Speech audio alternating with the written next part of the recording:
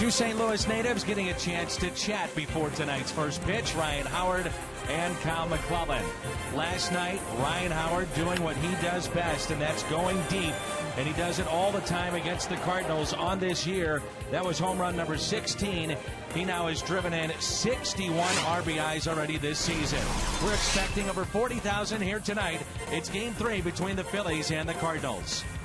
And along with Rick Horton, I'm Dan McLaughlin. Delighted to have you with us here on Fox Sports Midwest. And the Cardinals, Rick, in the worst way, need a win tonight. Yeah, the pitching's been outstanding for the Phillies in Game 1 and 2, and they've got another good one going tonight. Really, Dan, just 2 weeks ago, the Cardinals had the best record in all of baseball. Maybe things weren't that good then, and I don't think things are as bad as people think they are now. They just got to find a way to get out of this slump they're in right now, and maybe with Chris Carpenter, that's the way to get it done tonight. Yeah, it's a great matchup. Roy Oswalt, the former Astro, against Carpenter. The big man on the hill tonight, trying to snap this two-game losing streak and salvage a game in the series. Baseball is coming up.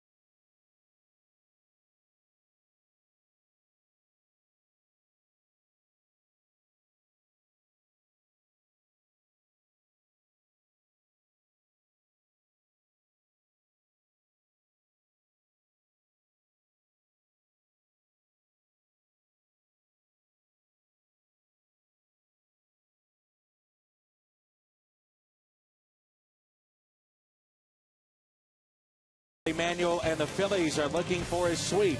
They'll have to do it against one of the top right-handers for the Cardinals. Numbers-wise, they're not there this year, but that's Chris Carpenter. 5-2 lifetime against the Phillies. He does have an ERA over 5 against the Phils, but he does also own a 3-game winning streak. So he's on the right path. The Cardinals need him to be sharp tonight. Roy Oswalt, the former Astro, will go for the Phillies. Two big right-handers squaring off. The Phils and Cardinals coming up in Game 3.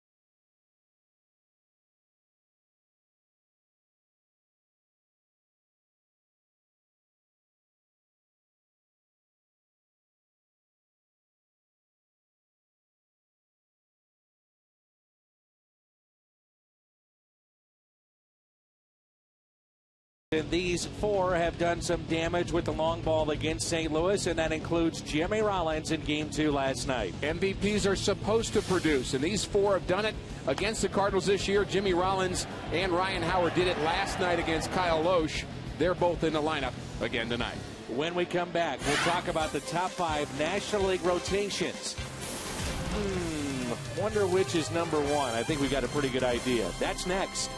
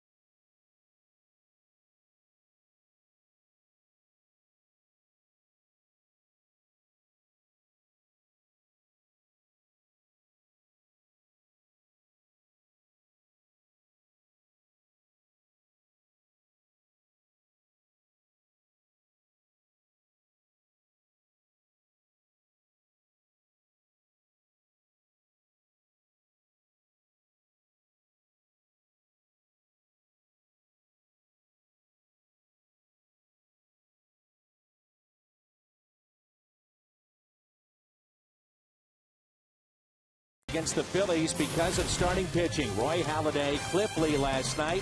How about the top 5 rotations in the league? Here's Jim Hayes.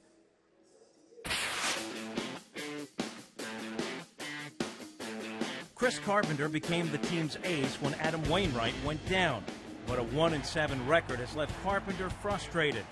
Carp has carried the Cardinals for years, and now it's his teammates' turn to carry him. Jaime Garcia is proving he's not a one-year wonder. Despite his collapse at Coors Field, he's still one of the NL's best pitchers, the best at home for sure. The big surprises this year have been the Kyles, Loesch and McClellan. Loesch looks like the Loesch of 2008, and McClellan looks to get back on track after his hip injury. Westbrook struggled early on, but has rebounded to win 4 of his last 7 games. Just imagine how good this team would have been if they still had Wainwright. The Braves rotation is loaded, from established veteran Tim Hudson to future ace Tommy Hanson. Between Hudson and Hanson is Derek Lowe, Jair Jurgens, and Brandon Beachy, all capable of pitching in October. Jurgens has quietly become one of baseball's best pitchers. This isn't the starting rotation the Braves had in the 1990s, but it's still pretty good.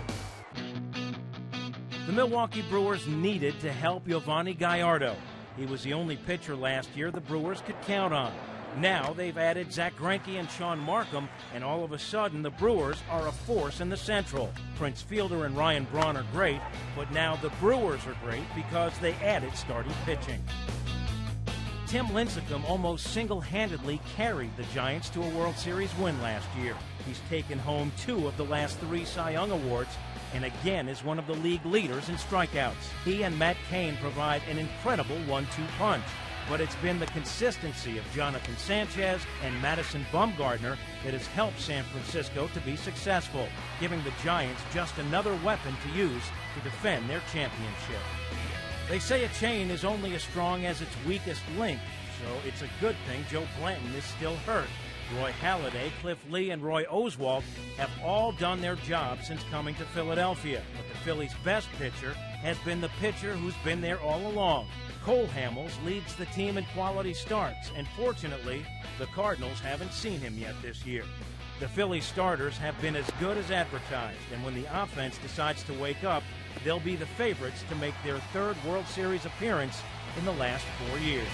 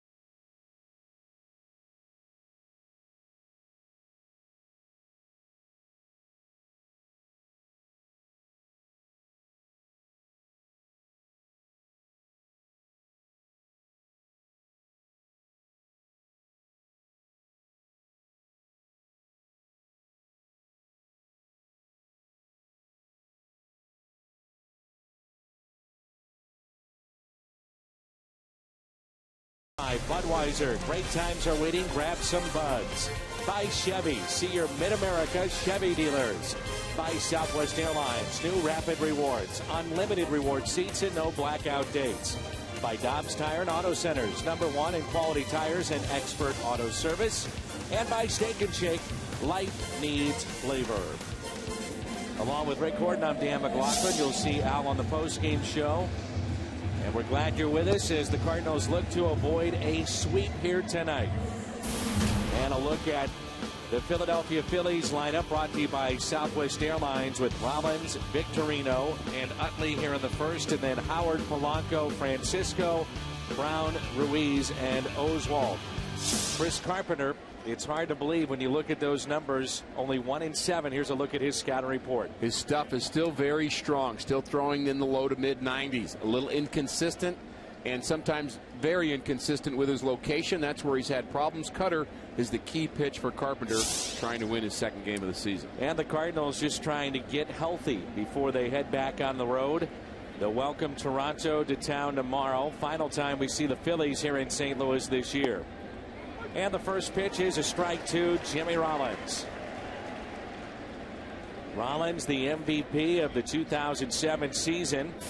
3-time All-Star, 3 Gold Gloves, and a 30-30 man, and also a free agent to be. The Phillies, and who would have thought this, Rick, 5, maybe 10 years ago, that they would be only $3 million away from the tax threshold in Major League Baseball, meaning that their payroll is now currently constructed one of the highest in baseball. And one of the things I think the Phillies have done almost single-handedly is raise the level of the National League. I think teams in the National League realize you're going to have to spend money to compete against Charlie Manuel's team, so go out and get some good players, and we're seeing that now in the All-Star game postseason. I think the National League in interleague play has done much better, and I think the Phillies have something to do with that. And the Phillies own the best record in baseball at 47-28, 4.5 games in front of Atlanta. And Atlanta has played good baseball, 10 games above 500. 3-2. The scouting report will tell you that Chris Carpenter is not throwing his breaking ball as much this year, but a lot of cutters and changeups to go along with that fastball. Yeah, and the key we're going to look towards throughout the night with Carpenter is how often does he hit the glove of Tony Cruz. Cruz behind the plate instead of Molina tonight, and Dave Duncan, of course, will be watching for the same thing. The command of Chris Carpenter is critical right now. A 3-2 pitch, and he got him. A strikeout to start the game.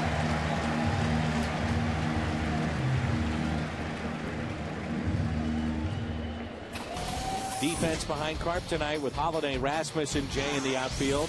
Descalso, Terrio, Schumacher, and Berkman along the infield, and the battery tonight, Carpenter and Tony Cruz.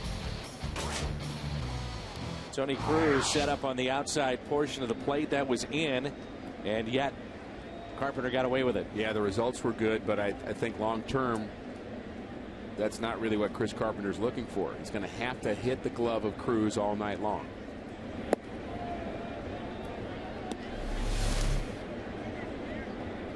Here's the Plaza Tire Fox Mode delivery of Chris Carpenter. A lot of effort when he pitches. He's not 100% effort guy, but pretty close to it. Broken bat hit to second, and Victorino is retired. And it brings in Chase Utley. Cardinals have not had good results, obviously, in this series with 2 losses, but the starting pitchers, Kyle McClellan in game 1 was 6 outs away from a win. And last night you take away the 4th inning with the home run by Howard, also a home run by Rollins. And Tony La Russa has seen good starting pitching from Kyle Loesch as well.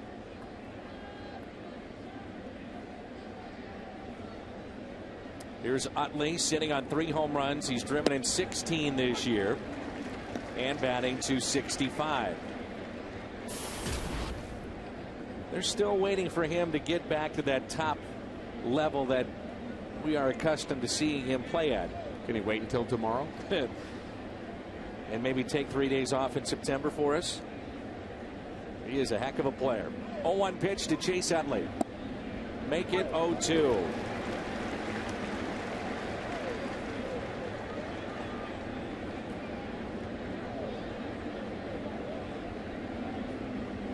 Breaking ball that time, and we talked about it moments ago.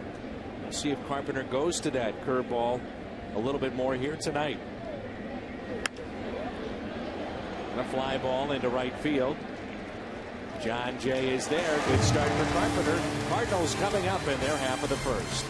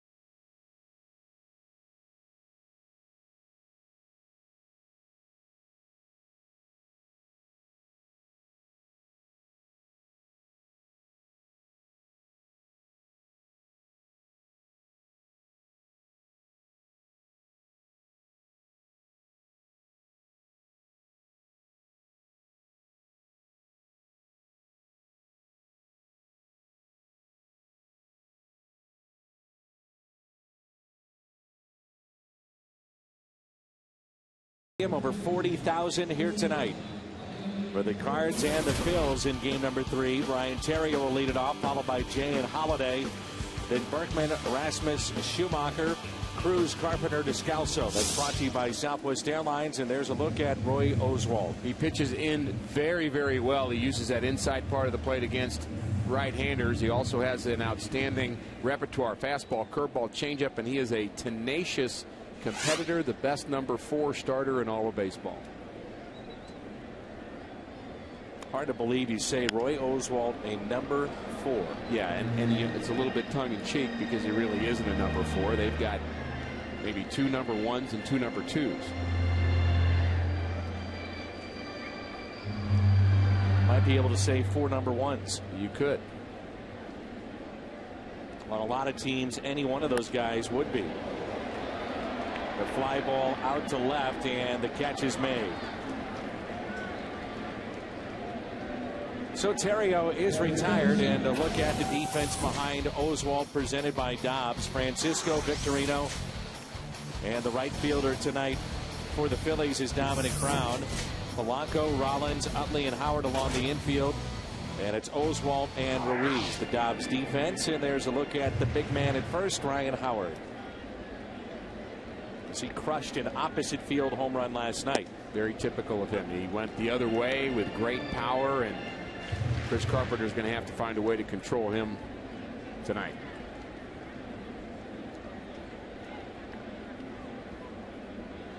Here's the 0-1 pitch. The power hitters get into that kind of that groove, Dan, where they start to see the ball well, hit it. We saw that happen with Fielder with Milwaukee, where he was just kind of on a power binge, and you'd hate to see that happen right now with Ryan Howard while he's sleeping here at home. The 0-2 pitch to Jay. Last time we saw Roy Oswalt, 5 innings. He was just coming off the disabled list. That was back on May 17th. Matter of fact, it snapped a string of 26 consecutive starts against the Cardinals of 6 or more innings. You think about that curveball that has different variations of his speeds, a changeup, and the fastball that's in the mid-90s. And it's that same delivery, Rick, every single time. That big stride coming to the plate. He gets everything he can out of that frame. Likes to pitch up, too. He's going up and in on John Jay. Again, he likes to pitch inside. In fact, the Cardinals have had issues with him in the past. He's not afraid to come up and in. The Cardinals sometimes sensitive to that. But he certainly gets a lot out of his ability. He's just 6 feet tall, but throws very, very hard. That tails away for a ball low, and the count is even 2-2. John Jay is hitting .300. 4 homers. He's driven in 14. Very solid rookie campaign a year ago. And Jay crushes this into deep right field. 1-0 St. Louis with a long home run over the bullpen in right.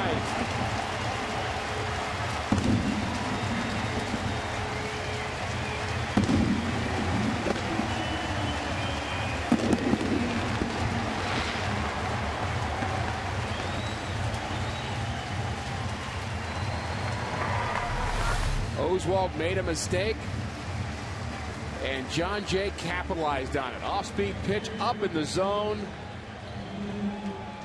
Oswalt knew it. John Jay took care of that baseball. Wow. That is one of the longest home runs we've seen to right field in a long time. It was even over the seats of that first section just above the bullpen, the Cardinals bullpen in right field. 427 feet, the distance of that home run. And that had the makings of a bad at-bat for John Jay. He was getting jammed by Oswalt, and he was bound and determined to get him out with a changeup through, and just hung it right in the middle of the plate, and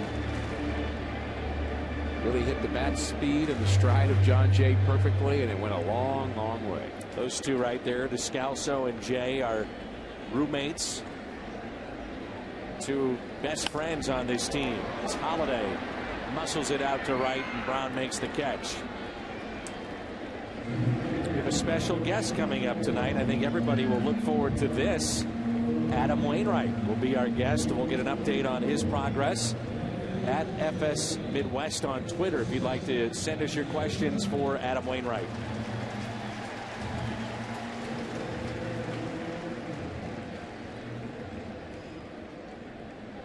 Here is Lance Berkman. Berkman, a 2-hit night from the right side of the plate against Cliff Lee. Chops one towards second, underhanded there by Utley. The Cardinals strike first. John Jay, home run number 5, RBI number 15, a long shot into right, and the Cardinals have a 1-0 lead.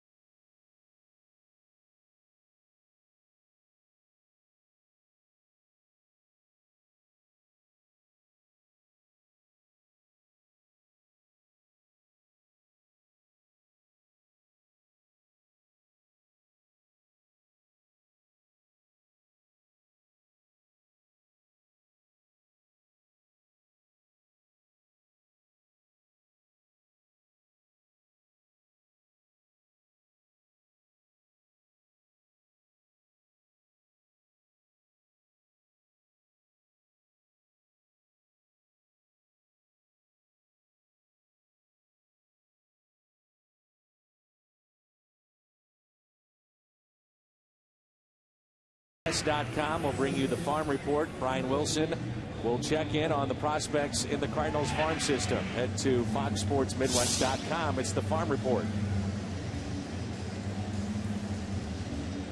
1-0. The Cardinals have a lead.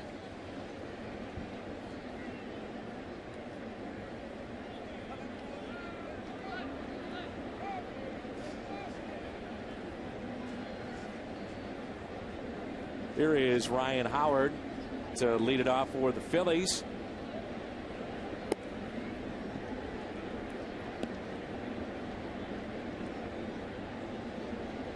Howard is hitting .261, 16 home runs, and he's driven in 61 this year.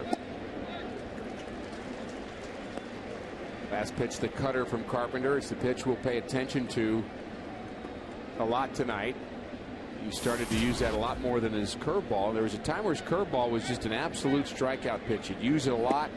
There the curveball comes, but he's made some mistakes with the curveball. He's kind of hung it a few times, and I think that's part of the reason Danny's gone away from it some. He just feels a little less confident that he's going to be sharp with it every time.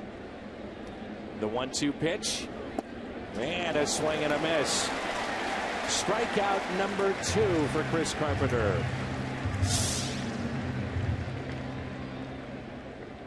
Off-speed pitch from Carpenter leads to his second strikeout.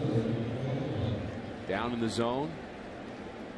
Now he's struck out 2 MVP hitters over the last 10 years. Mentioned that the Cardinals have given up home runs to MVPs, but he's handled Rollins and Howard early, and I'd say his stuff is sharp.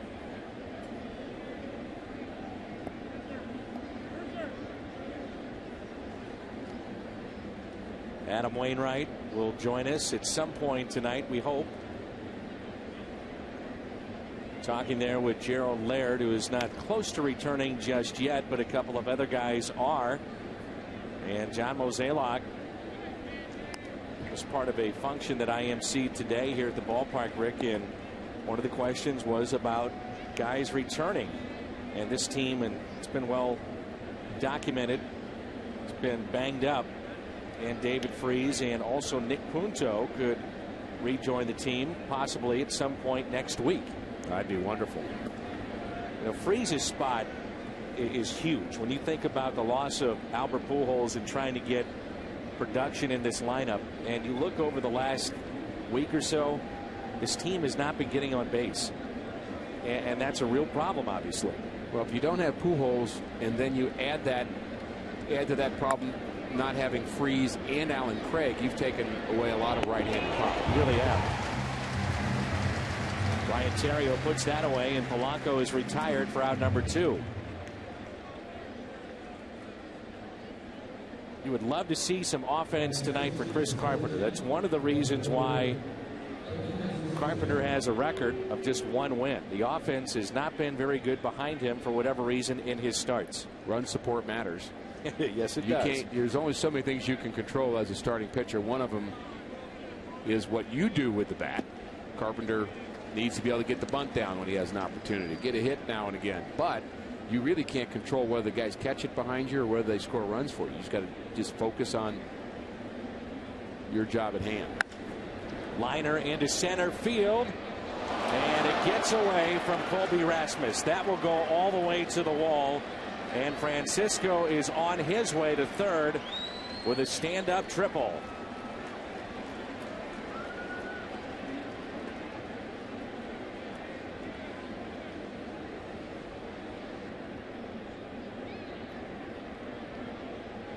Francisco with the stand-up triple. Now, another aspect of the games for Carpenter at times has been defense that has let him down. Yeah, I'm okay with Rasmus trying to make a dive here to save this because there are 2 outs and nobody on. So I'm not sure that's a bad play by him. I'm not sure Francisco's thinking 4 right here. Maybe he should have. 3 was kind of a no-brainer, but I think if he'd have run faster out of the box, he might have had a chance of scoring on that. So it's a base hit, E8 on the play, single E8. But going back to the last start for Carpenter, remember Tyler Green had a play that could have been an inning-ending double play if he steps on the bag and goes to first. Instead, tries to go to the plate, and everybody was safe. Costly mistake. And the next day, he was at Memphis. If you think you have a 20 or 30% chance of catching the ball, in that case where Rasmus is coming in, if you have a 20 to 30%, I think it's worth the effort. Because they're still going to need another hit to score this run. Now, with nobody out, I would say you got to keep that ball in front of them. And you ask Chris Carpenter to pick up Colby Rasmus here in this spot. 1 ball and 2 strikes. Colby will lead it off in the bottom of the second for the Cardinals. They have a 1-0 lead if you just joined us. Solo home run by John Jay.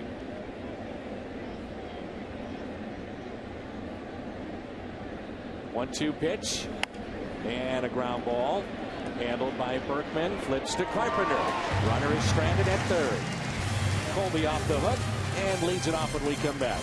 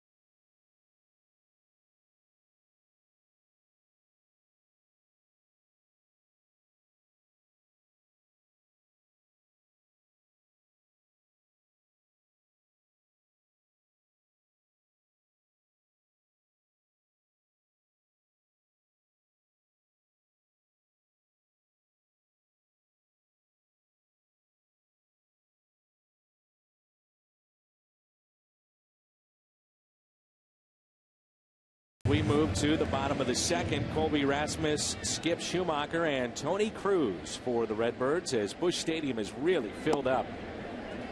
What has turned out to be just perfect weather here tonight. Colby 4 for 9 against Roy Oswalt. I understand this weekend temperatures should be ideal for the Blue Jays coming to town in interleague play. And Toronto is 36 and 39. And at the start of play, they had lost 4 straight, so the Cardinals may be seeing them at the right time. 17 games for the Cardinals before the All-Star break, Dan, and you'd like to see them win 10 or 11 of those games to get back on track again. It's been a rough go the last 13 games or so. Really, the last 11 games they've been 2-9, and that was after having the best record in all of baseball at that time. That was on June 10th, and this slide has been tough to deal with, but you just have to get through it. You have to keep plugging away, and perhaps this will be the low point of the season for the Cardinals, and they'll get out of it. Well, this is the grind that is a Major League Baseball season.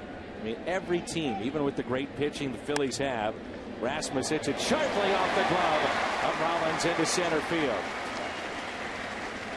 But even the pitching that the Phillies have, at some point you'll see them possibly even hit a run. We talked about the stride, and here it is. Well, we're going to put 2 pitchers together for you. Chris Carpenter, he's 6'6". Oswalt's 6 feet tall even. So who do you think is going to stride out farther? Obviously the guy who's 6'6", right?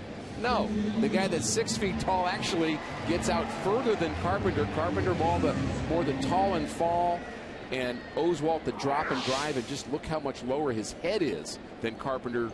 When he releases the ball, he is just driving his body to the plate. You'll get a big argument on that question with pitching coaches, which is the best way. And the answer is whichever way produces results. There you go. What do you feel most comfortable with? Right. Here is Skip Schumacher. Skip has had a very good homestand. That walk-off homer against Kansas City on Sunday afternoon.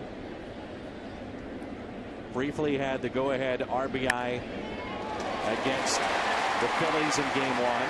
And he picks up a base hit to right here. This is why Roy Oswalt may actually be a number 4, like Ricky said. It's our Toyota keys to the game. Look at those numbers. Yeah, well, the numbers are just so great for the other guys, but Oswalt at 4 and 5 at the 3.38. You'd like to have him in your rotation, obviously. And Roy Oswalt, Dan, we also know, can be 4 and 5 in June. And then we'll see him again in September, and all of a sudden he's 17 and 5. I mean, he just has the ability to start reeling off victories. Sometimes he's a slow starter, but he's usually a pretty good finisher. Finished in the top 5 as you get a look at Halladay and Hamels, but Oswalt top 5 in the Cy Young Award voting 5 different times. And we saw him shut down the Cardinals in postseason play in 2005. Roy was on the mound when Busch Stadium 2 came to a close. Here's Tony Cruz, no homers, and batting .240 this year.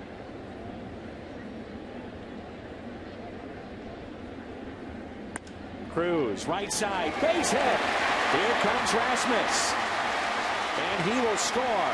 2-0 Cardinals. 3 consecutive singles to start the second inning.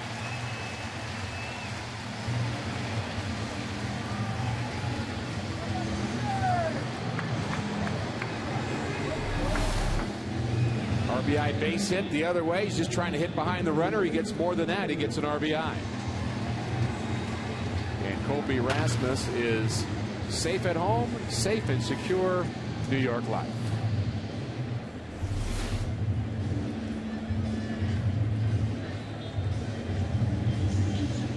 And now it brings in Chris Carpenter. This is one of those spots that we talked about from the previous game, helping your own cause for Carpenter, getting this bunt down. Runners at first and second, and he takes strike 1.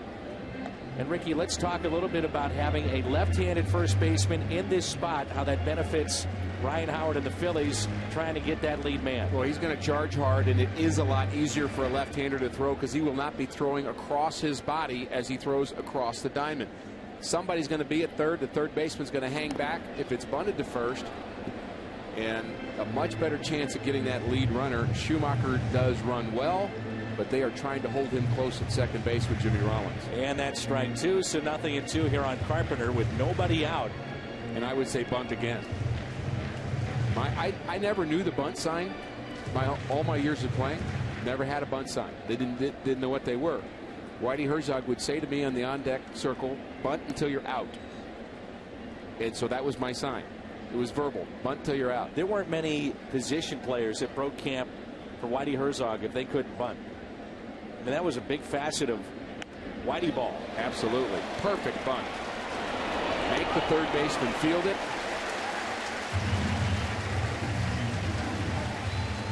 That's helping yourself out right there.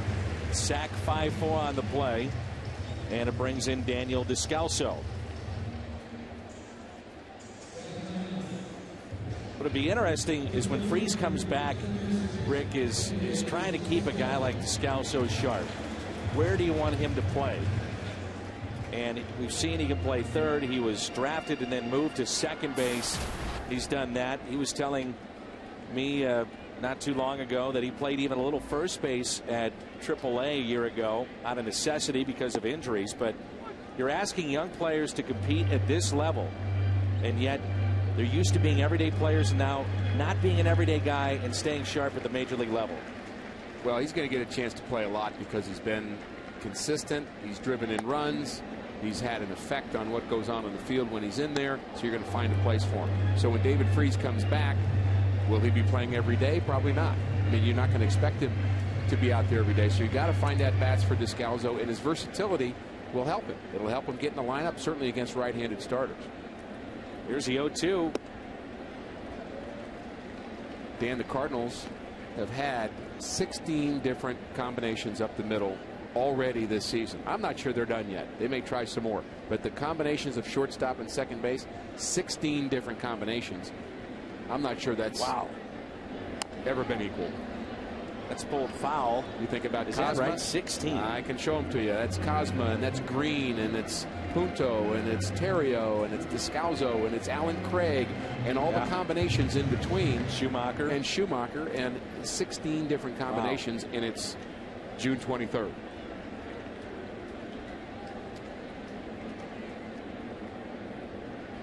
One ball and two strikes on Descalso. And he went. It's a strikeout. Oswalt gets a big strikeout early in this game. He needed that. That's his first of the night.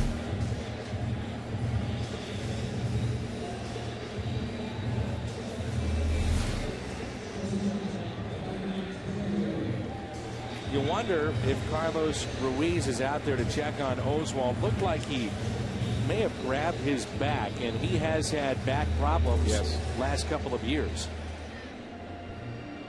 We talked about Did you see that too? I didn't see it, but I'm not surprised by it. And we've seen Oswalt have those problems before, and we've also seen him with a lot of hamstring issues and groin issues because he has such a long stride and such a violent delivery to the plate. Terrio hits it out of play. Didn't seem comfortable again there. I'm assuming that's why Ruiz went out there, just to check on his battery mate here tonight.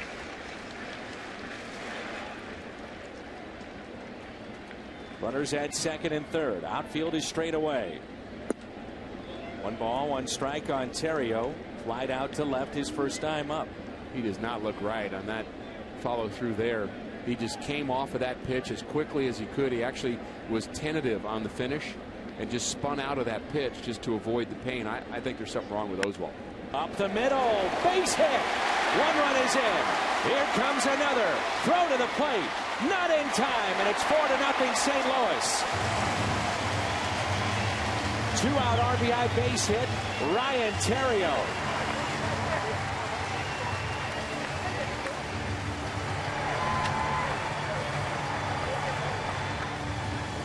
Jimmy Rollins now coming in to have a visit. Ryan Terrio has been outstanding in this situation all year long. 26 RBIs out of the leadoff spot already, and he has come through often with 2 outs and runners in scoring position. And the Cardinals are getting production at the top of their lineup with Terrio and Jay. We think we're seeing it. It looked like Ruiz questioned how Oswalt was feeling. Then you saw Rollins coming in. You wonder if he was asking him, are you all right? And now it looks like they're picking up on the same thing as Cal Kendrick is starting to get loose. That may be it.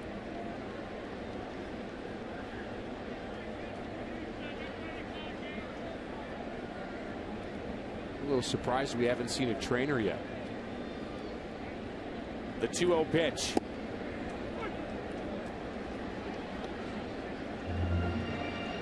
Seems very tentative. He has a habit of really just kind of curling his glove against his back at the end, and just not sure whether he's doing that out of habit or out of some pain. That's up the middle. Utley a diving stop, and they get the lead man at second. Fine play there made by Chase Utley. The Cardinals pick up 3. They lead it 4-0 after 2.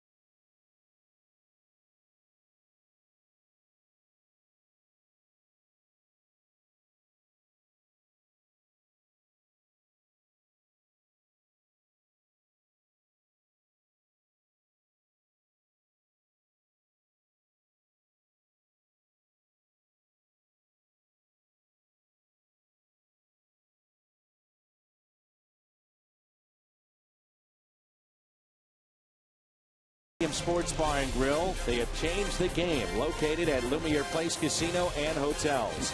And for all the reasons you invest. Mutual funds from Goldman Sachs.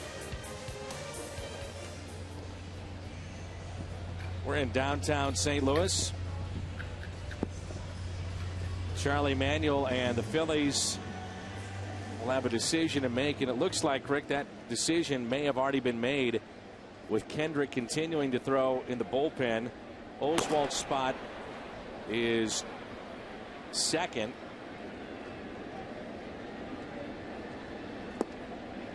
The only thing I can think of, Dan, from the Phillies' point of view is Oswalt deals with this all the time.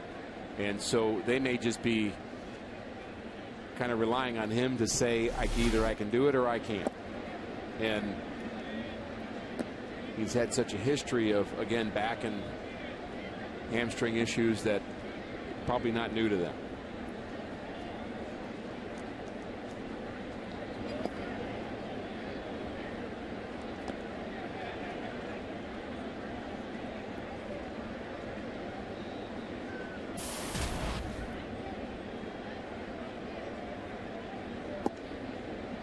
This is Ruiz at the plate. Rick, correct me if I'm wrong. Oswalt should be on deck. He is not. Then you'd see Jimmy Rollins, and then you would see Shane Victorino, who is at the on-deck circle right now.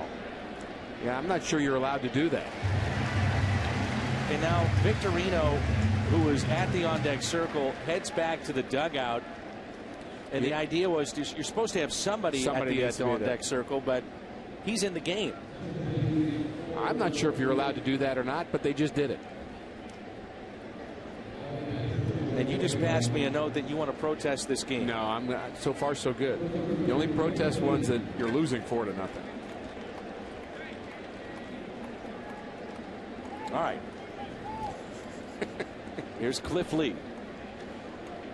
That was odd, wasn't it? It was very bizarre. Cliff Lee threw his second straight shutout last night over his last 4 games.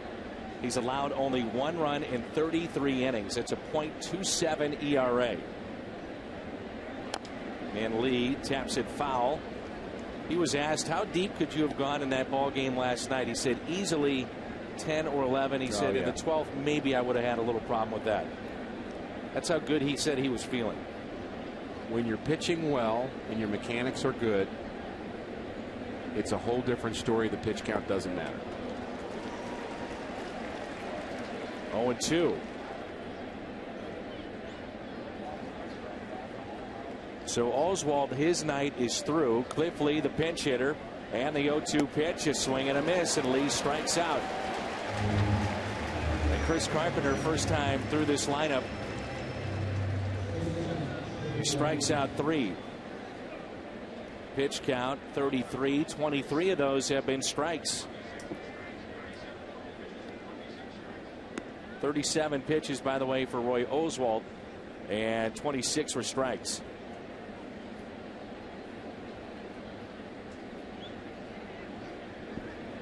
See the run support this season, and then what Carpenter's had already here tonight.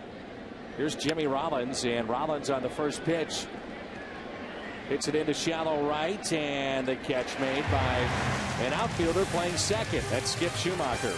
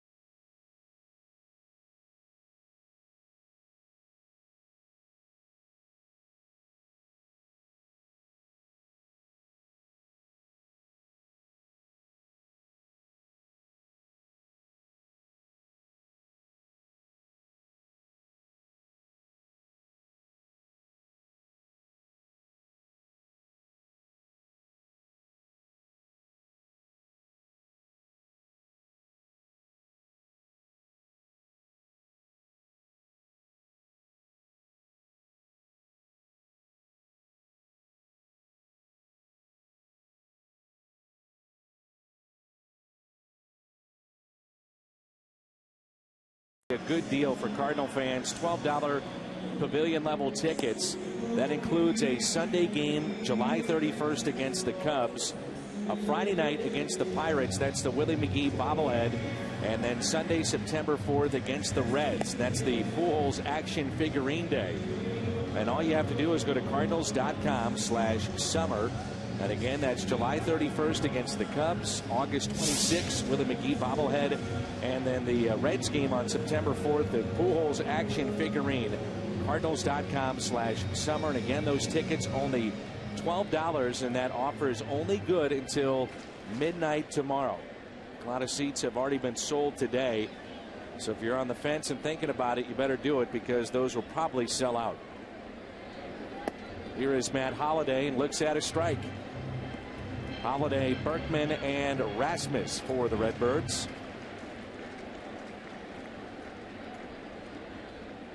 Matt Holliday flied out to right his first time up. Kyle Kendrick is the new pitcher, and he's greeted with an extra base hit off the bat of Holliday. He'll dig for two as it's in the corner.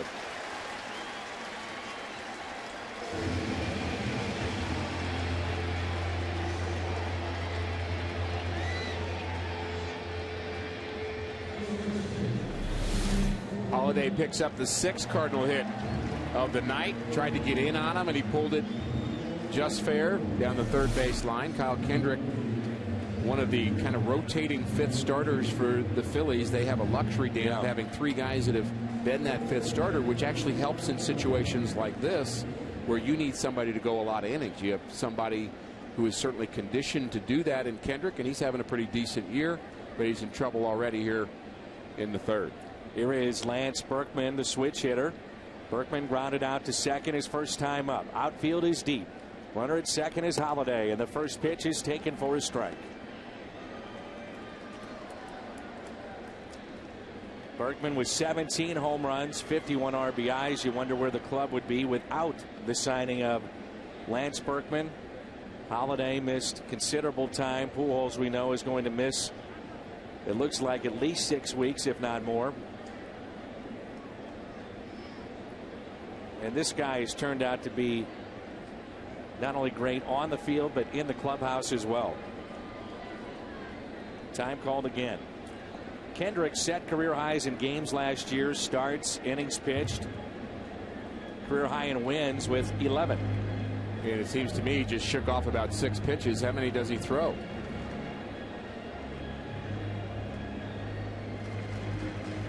Berkman couldn't wait any longer, had to step out. Sometimes, usually to me, when a pitcher shakes off that many times, the problem is he wanted the fastball in a different spot. He called fastball away, then they went changeup, curveball, then go through everything else, and what he really wants is a fastball on the other side of the plate. In the air, right field, it's high, it is deep, and it is just foul.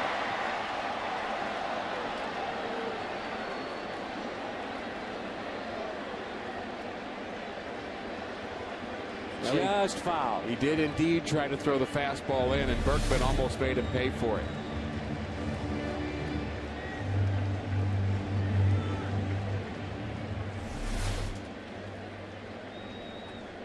Now it's 0-2 the count. This big crowd ready to erupt again here at Busch Stadium.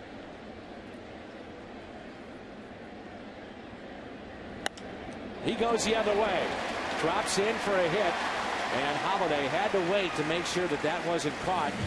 And it's runners at the corners with nobody out. If there are 2 outs, Holliday would have been off with that line drive the other way and taken a chance, or even with 1 out perhaps. But with nobody out, smart play, make sure it's going to drop in left first.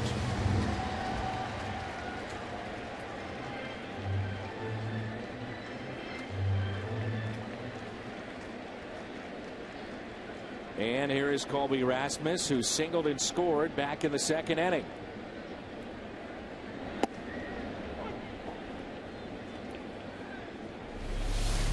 Here's Berkman. Pulls the fastball in. Then the pitch away. That's how you hit. 0-1 pitch now to Colby. Center field. Nope. It's going to be caught. Didn't quite get all of it. You could hear it. Just didn't sound very crisp off the bat. You can follow the Cardinals with MLB.com at bat 11 for your iPhone, iPad, Android, or BlackBerry. Live audio, pitch-by-pitch tracking, video highlights, and more. Text at bat to 31826 or visit Cardinals.com for details. Thought it might sneak through and get into center. Instead, it was caught by Jimmy Rollins. Had the play to his left. And here is Skip Schumacher, who singled to right his first time up. Skip's average is on the rise after missing time.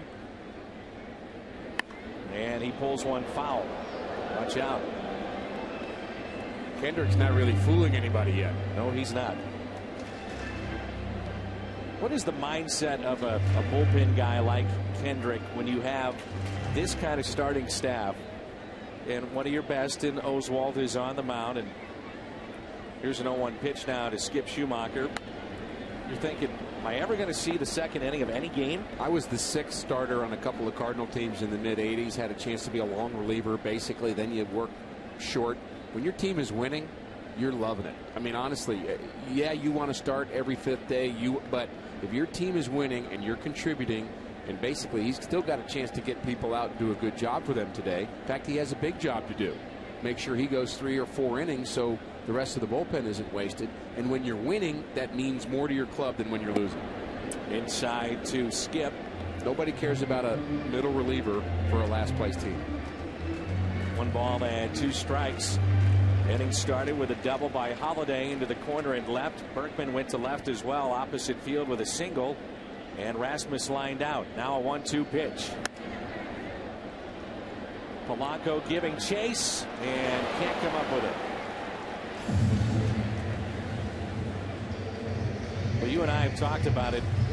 Guys that played third base that were so good at this play. Great effort here by Polanco, but you played with Terry Pendleton, and we all saw Scott Rowland. Every time I see that, I think of Terry Pendleton. Yeah, of course, Rowland's the second thought because he's really good at everything as well. But Terry was very adept at that ball over his head, catching it, little basket catch over his shoulder. Made it look easy. The 1-2 pitch. Schumacher bounces it to second. Out there on to first, and he beat it. Run scores, and it's 5-0.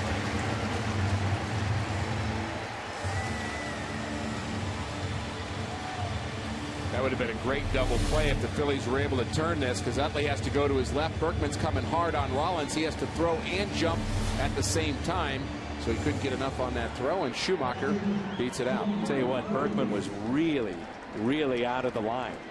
You have to be close enough to be able to touch the base from where you are, and not sure he was. But they didn't ask you, so if he had to and touch, they didn't ask me.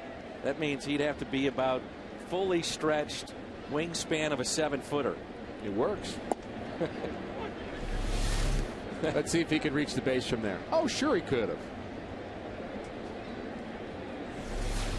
From our perspective, yes. Maybe he could have.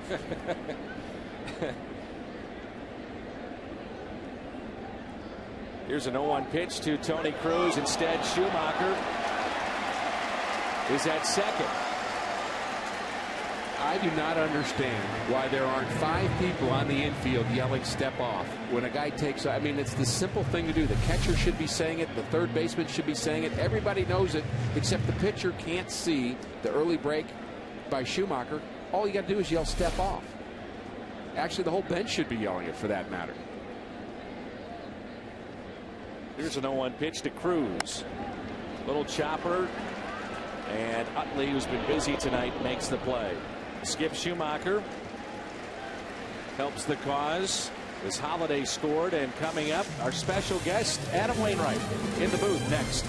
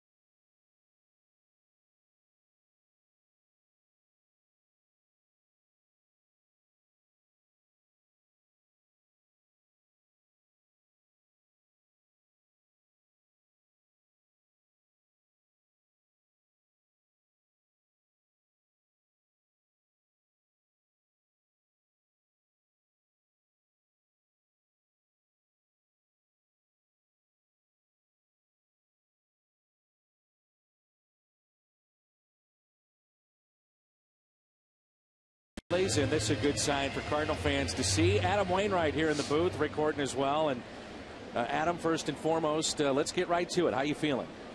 I'm feeling very good. Every day I wake up, I feel a little bit better, and come to the park and feeling strong. I've got my full range of motion. Everything's going really, really well. Are you playing catch? Starting Monday. So starting Monday is a big day. Starting Monday. I'm excited. I'll feel like a baseball player again. What does playing catch mean? Are you just 10 minutes, 15 minutes, or what's the plan? I really don't know, to be honest with you. Of course, I've never done this before, so I don't know the protocol, but all I know is we're probably going to start slow and ease into a more extensive throwing program. Chris Carpenter is on the mound here tonight, and he is dealing so far. Shane Victorino is the hitter. The Cardinals have a 5-run lead.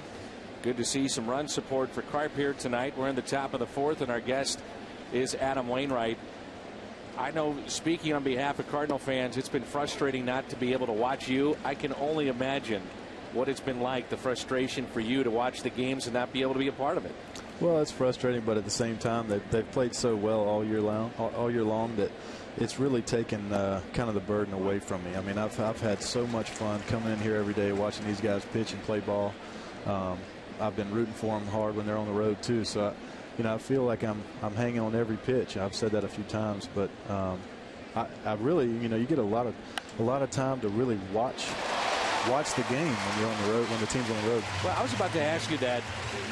What have you learned about not being able to play the game? And I'm not saying about you have something you love taken away from you, and you know that you love the game of baseball as you see the play here by Terrio. But what have you learned this year to improve next year as a pitcher and as a baseball player just by watching?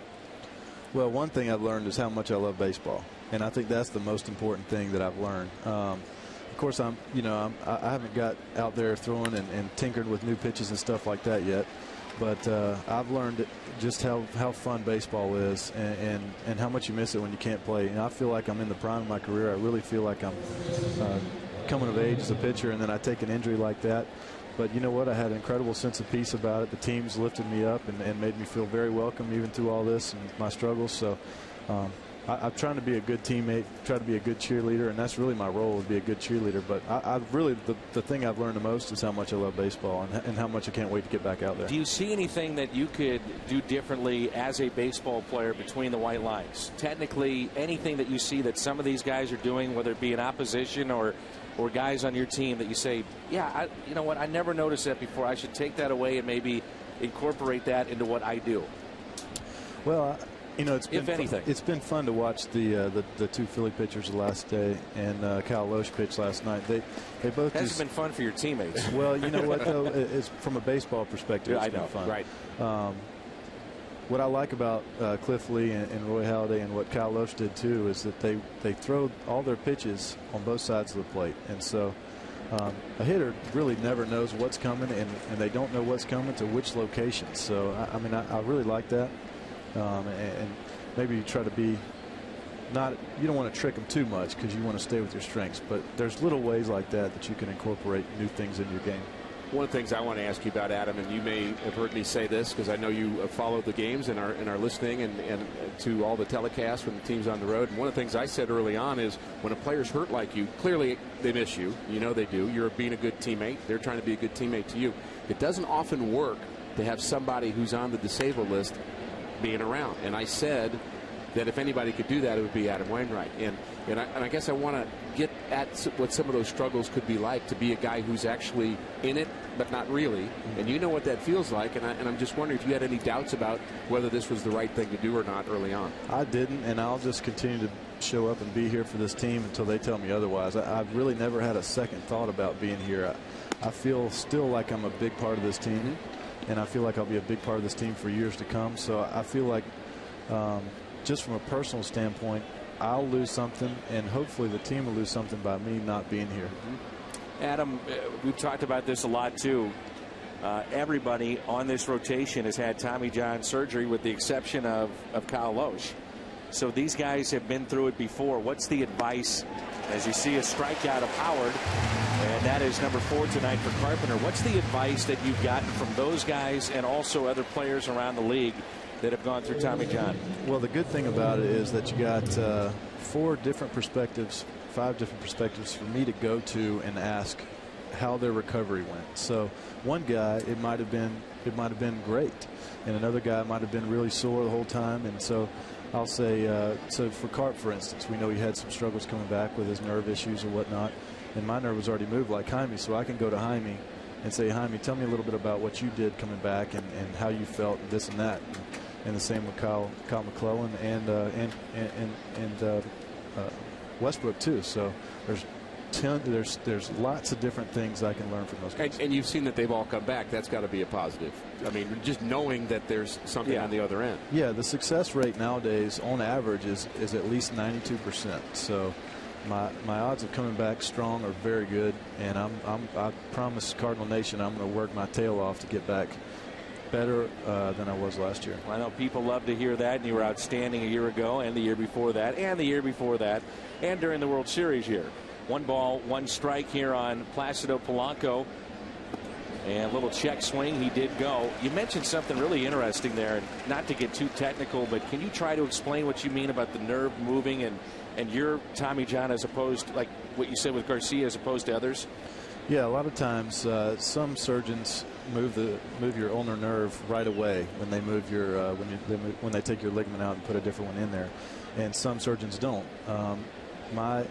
My surgery itself, Dr. Paletta did an amazing job, and we felt like we needed to move the nerve at the same time. That just takes it adds a little bit of risk in your recovery, but at the same time it makes your recovery after the thing go really, really well. And so it gets the nerve out of the problem area where you got all that scar tissue and inflammation building up in there, and it moves it out of the way so it's in a safe place. Amazing. It is pretty amazing, isn't it? It's very amazing. I watched the surgery. Did you really? Yeah, they filmed it, and I watched it back, and it's crazy what they can do nowadays. 1 ball and 2 strikes here on Polanco. Runner at first, and that is hit out of play. You talk about being a cheerleader, and I know a guy that you really are pulling for, because we've talked about it a lot. His stuff has been very good this year, but the results haven't been there as far as wins and losses, and that's Carpenter here tonight. Yeah, he's a guy that there's probably not another player in baseball that I'll root harder for than this guy. I mean, I just think he's helped me so much throughout my career, and he's still a mentor to me. I just think, and if you ask the players on our team, if there's anybody in this game that we believe in that can turn the season around, it's Chris Carpenter. And he's having horrible luck. Look at that play out and right by John Jay. What a night he's having so far. Adam, will you stick around for a half inning? Yeah. John Jay, outstanding play in right field, takes the hit away from Placido Polanco. He's got a home run here tonight. Ooh, he may got a little lucky too.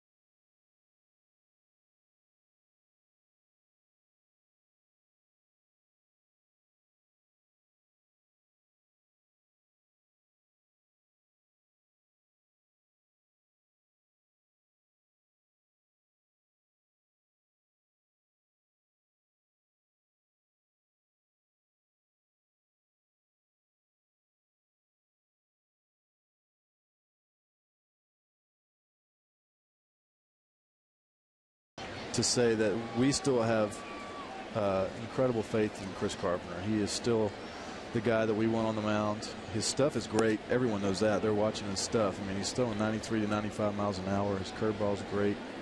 You know, I mean, we just believe in this guy. And he's a workhorse, and he's a stinking competitor, man. This guy wants to win more than anybody else wants to win, it seems like. So we're rooting for him. We know this. He has the ability to go out there and win 10, 12 games in a row. He's done it before. One ball, one strike on Chris Carpenter. Got the bunt down with 2 strikes. His previous at bat, and this time he pops it into shallow right center. Cardinal fans miss seeing this delivery by Adam Wainwright, and we have the Exmo camera that'll really show the torque that you put on an elbow. Yeah, and if you look, I mean, right here, this is curveball. Obviously, is a little index finger finger action. up. I don't know why I do that, but it just happens that way. If you look at my arm, it looks like it's bent back pretty far, but some people's arms go way back farther than that. So that's just the natural throwing mechanics. If you took anybody off the street and had them throw a rock down the street, that's what their arm would look like. And you know, throwing a baseball is hard on your arm, no question about it. So Monday, Adam Wainwright tells us that you start throwing a baseball. Any idea what that may feel like if you even just one time maybe just guided a ball out there just to see what it might feel like? I know exactly how it would feel like. I haven't thrown any baseballs, but I've been throwing. We have these little, I don't know how much they weigh, 2-3 pound little red balls that we throw into the trampoline or whatever, and I'm firing that thing. Are you really? So yeah, I'm really letting that thing go. So there's no question I can throw a baseball, and it's just you got to bring it along slow, and you got to bring it along at the right time so you don't mess anything up. And I bet this year has given you, and you talked about kind of having a piece about being injured and being a good teammate, wanting to be a cheerleader, but I assume you've gotten a little bit different perspective, just big picture beyond just the game here with your family, getting to spend more time with your young kids, and we talk about that a bit. It has been a blessing in disguise, is being able to go home and spend time with my family, almost like it's an off season every day when the team's on the road. I mean, I have 2 little girls at home and actually a 3rd girl on the way. And you know what? My wife needs me at home right now. I think God planned this perfectly. There's not a better time for this team for me to get hurt. And the fact that I was hurt in spring training, I'll be ready to go next year at spring training to start the season. I won't miss part of both. I'll be there completely next year if all goes well. And I'm spending some really good bonding time with my girls. You know, a dad is the most important figure in a girl's life, no question about it, and I want to be there for that. We're going to have a Twitter question that kind of is right down that similar path here in just a moment. As you see, this pitch is popped up near the Cardinal dugout, and in the green seats it goes and out of play, maybe in that camera well. The Twitter question for Adam Wainwright: what's been the silver lining to this injury? So you just mentioned it, the blessing in disguise, being home with your family, but what other things have really been kind of that silver lining in an injury like this for you? Well, you realize how lucky you are to play a game like this for a living. I mean, in a town like this, for an organization like this, I mean, it just doesn't get any better. And sometimes you take that for granted, playing every day and traveling and whatnot. Yeah, it's just, you know, you don't really realize how good you have it until you don't have it. And I'll come back next year with a complete new respect for this game, and I'll be rested, I'll be strong, and I'll be a horse, man. Adam, we had a chance today and MC to function in the Champions Club, as this will find the seats out of play, and Bill DeWitt was part of it. Dan Farrell was part of it, and the one thing that they talked about was the fact that, you know, Cardinal Nation is so big, and baseball is so important for people here in the Midwest, and in particular people in Joplin. And I know you were one of 3 players, Kyle McClellan, David Freese, the other 2 that went to Joplin to visit those families. And I can only imagine, because in talking with everybody else that was down there, and I haven't had a chance to talk to you about it, it's almost like a life-changing experience to go see that devastation and also see what the fans had to say and what those families had to say. Matter of fact, they brought up this story about Kyle McClellan. He said, well, where's your Cardinal stuff? And he said, Kyle, I'd love to have you sign it, but it's all gone. You know, what was that experience like for you? Well, Several things came out of that for me. One, I've never seen anything remotely close to that devastation. I mean, that was horrible. I know things have happened in the past that are like Hurricane Katrina or something like that, but talk about a town that was completely decimated, and that's Joplin, Missouri. And I'll tell you another thing that came out of it. I was really proud to be an American and see the resolve that these people had. I mean, you got a house completely obliterated, a neighborhood for that matter, completely obliterated on the ground with an American flag up saying, "We will rebuild, God bless." I mean, it just doesn't get much better than that to me. I mean, the people are not going to let this defeat them, and they're going to come out of this a stronger people and a stronger community, and they just need our help. They just need our help. 2 outs and a 1-0 pitch here to Terrio, and it's back to Kendrick. Adam Wainwright, thanks so much for coming up here. We really do appreciate it. Thanks, Get guys. back soon, and good luck on Monday. Silver lining getting hurt is getting up here to talk to y'all. There you go. I don't know if that's true, but we do appreciate it. All right. That's Adam Wainwright. 5-0 St. Louis as we head to the 5th.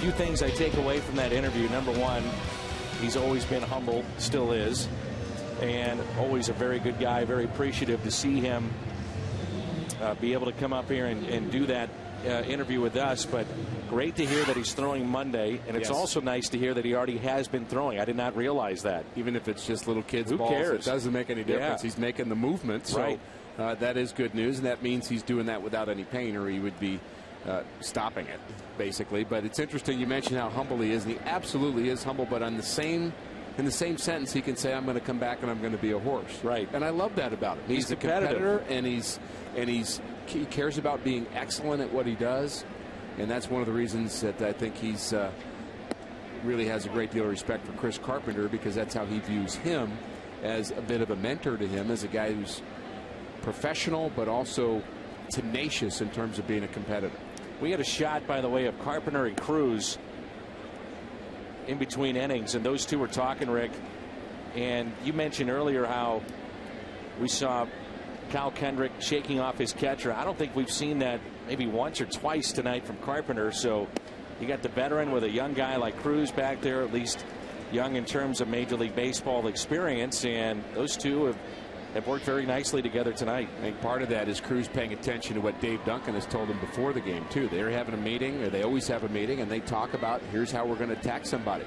And if you're a smart baseball guy that understands the game, you're paying attention to what Dave Duncan has to say.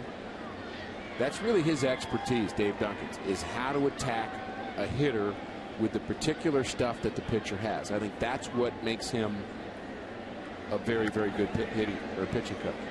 I think we also made Cardinal history here tonight. First player in full uniform ever to do an interview in the booth. Spikes, stirrups. Let me look in the record books. I'll try to find out. Everything. I mean, that was full uniform, full gear. Ground ball to third. Descalso showing off the arm and makes the play. Francisco retired. Visit Bush Bash prior to every Friday home game in the Ford Plaza this Friday. Tomorrow, Gary Robinson. Visit Cardinals.com/promotions. And again, if you didn't hear it earlier, we have a 48-hour ticket sale happening as we speak. $12 pavilion level tickets. And really, it's $12 to go see the Cubs on a Sunday. Also the Willie McGee bobblehead and the Albert Pujols action figurine. You get tickets for all those games for just $12. Just go to Cardinals.com/summer as Holiday puts that away.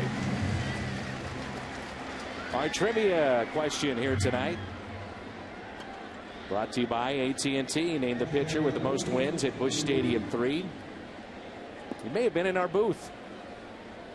Adam Wainwright, Carpenter at 28, trying to get to 29.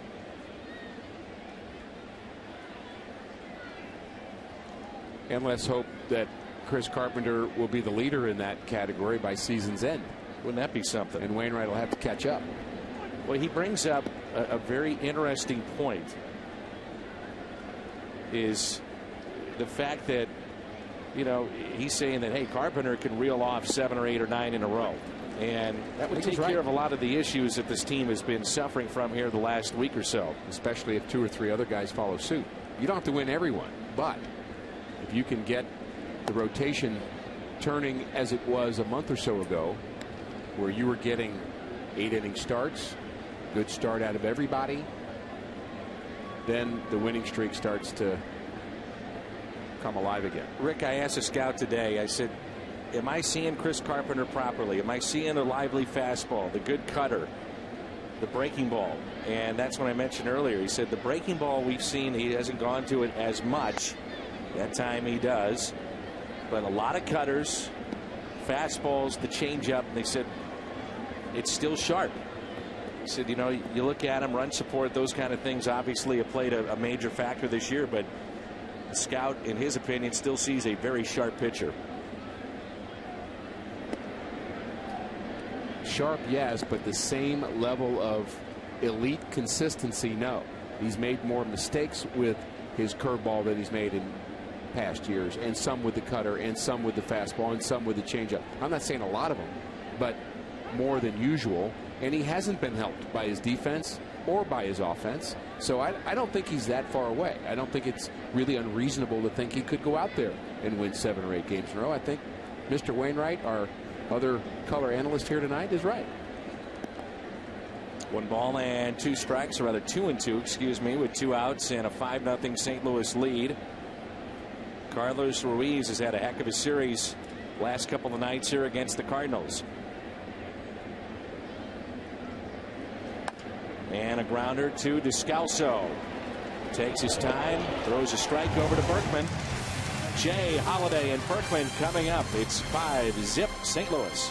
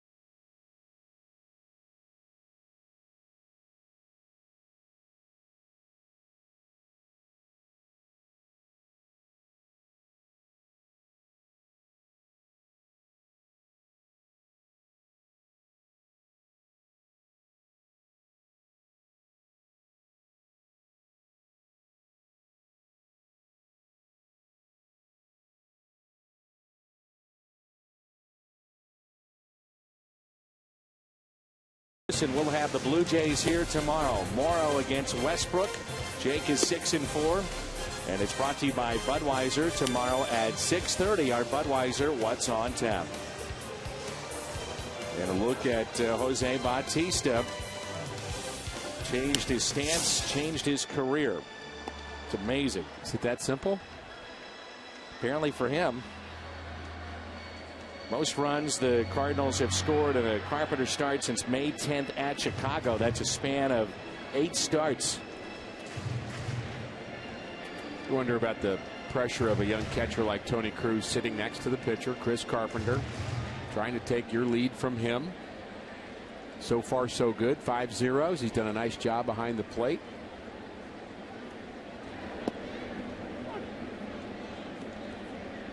But you'd still think maybe somewhat intimidating, Dan, for a young guy.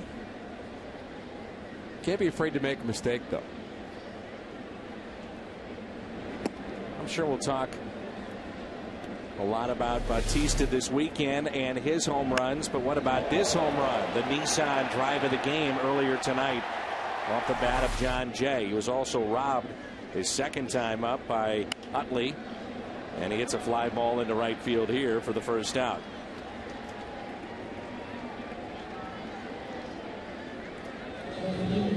Jose Bautista, Rick, with the Pirates, Orioles, Royals, Devil Rays, and now he has found a home with the Toronto Blue Jays, to say the least.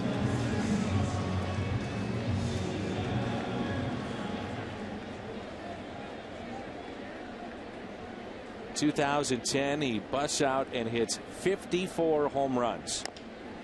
As Holiday hits it to Polanco, 2 away. Next time you want to catch a Cardinals game, head to StubHub. You'll find the seats you want and the freedom to choose where you'd like to sit. StubHub, the official fan-to-fan ticket marketplace of the Cardinals. The most home runs Bautista had hit prior to his 54 home runs, 16.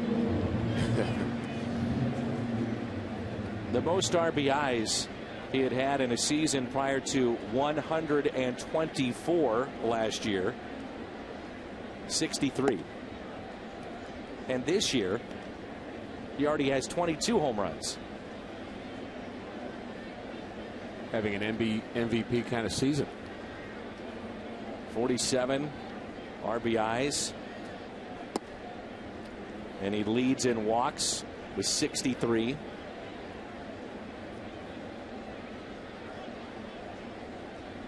Cal Kendrick took over for Roy Oswalt. Oswalt went 2 innings. 5 hits, 4 runs, all were earned. The 2-0 pitch. Berkman seems to be getting locked in again, doesn't he? Yeah, he really does. He's swinging a lot better. He has a nice, easy kind of swing. He doesn't overswing very often. Just tries to put the bat on the ball. A little late on that one. Hits the ball very well the other way. We saw that in his second at bat when he singled off of Kendrick.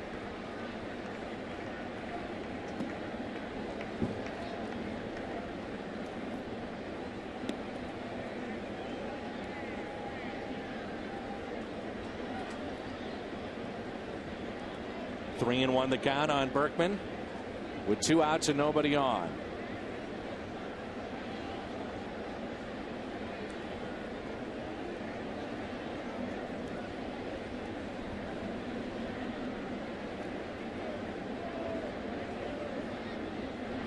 And Berkman hits it to the right side, knocked down by Utley on the outfield grass, and makes the play.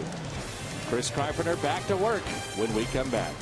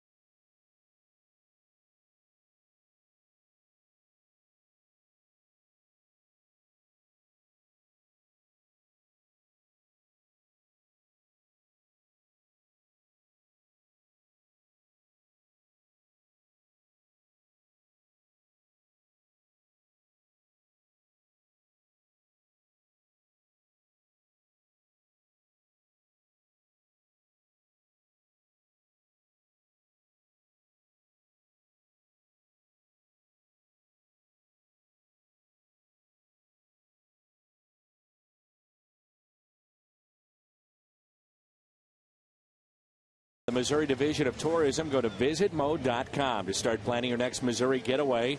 And this is the City Garden. Combination of world-class public art and beautiful landscaping and downtown setting in the St. Louis City Garden. A unique cultural experience, and you can find out more by visiting visitmo.com. Beautiful night here in downtown St. Louis. Over 40,000 here at the ballpark. This is Kyle Kendrick, his first plate appearance of the night.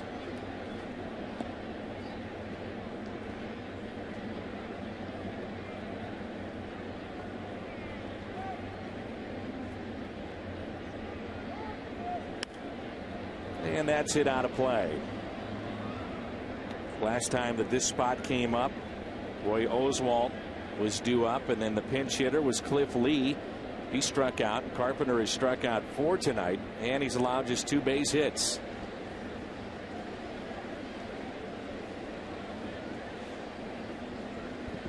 Big gap in the left center, and the outfield very, very shallow for Kendrick.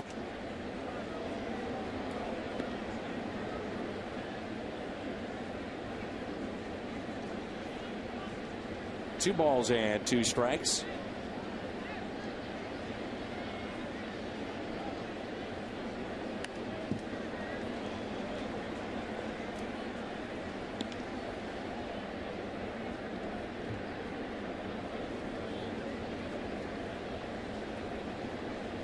Kendrick is 1 for 8 this year. He struck out twice.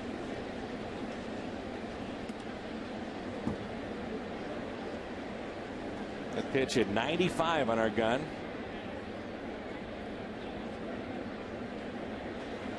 Dan, I was very surprised to see today that Jim Riggleman is no longer the manager of the Washington Nationals. He resigned today. Surprising, huh? Former Cardinal coach. Sunday, fans ages 15 and under receive a Cardinals duffel bag with a paid admission. And that's courtesy of Powerade and Shop and Save. For tickets, just head to Cardinals.com. Sunday's really a good deal. They've got $10 terrace level seats this Sunday, which also includes a free hot dog and Coke. You get your duffel bag, and pavilion level seats are $20 for Sunday, part of dynamic pricing.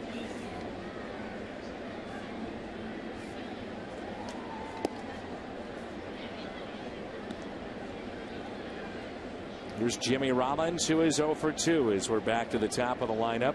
Jim Riggleman, and it just seems like Washington may have been turning the corner. It was a win today, and they're above 500. They'd won 9 out of their last 10, and I think he just felt as if he wanted to get his option in his contract taken care of, and he wanted an extension. That was actually part of his contract, was to have a option for another year, and they did not respond to his ultimatum, and he just resigned, and they accepted.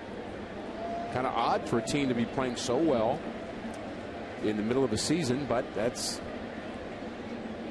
I guess, the decision he had to make. He does not want to be a lame duck manager. No. You know, and I think that's probably what you're seeing there. Rollins tried to check his swing, and he could not. 2-2. Unfortunately for Jim Riggleman, it looks like Washington is starting to finally get better, and they'll have that young talent coming up here in the next year or two. Strasburg will be back. They got the young hitter. Rollins hits it out of play. I respect him so much, Jim Riggleman, and been with him a couple of years, of course, in the Cardinal uniform, so I got to know him very well as a coach. He was a minor league player with the Cardinals for a number of years. And so he knows this organization, ran the minor leagues for a number of years, and you can't find anybody that would say a bad thing about Jim Riggleman. He knows the game. He's very easy to get along with. He's kind of hard-nosed guy when it comes to the competition, but you're supposed to be, and it's just unfortunate to me that he's without a job today. Rick, what about the players knowing, as you see the efficiency of Carpenter tonight, knowing that you have a guy that's in a final year of his contract and either respecting him or the lack thereof? That's always a problem, and it's more of a problem in the game today than it was certainly 25-30 years ago. Lance Berkman and the Cardinals are just standing on the field.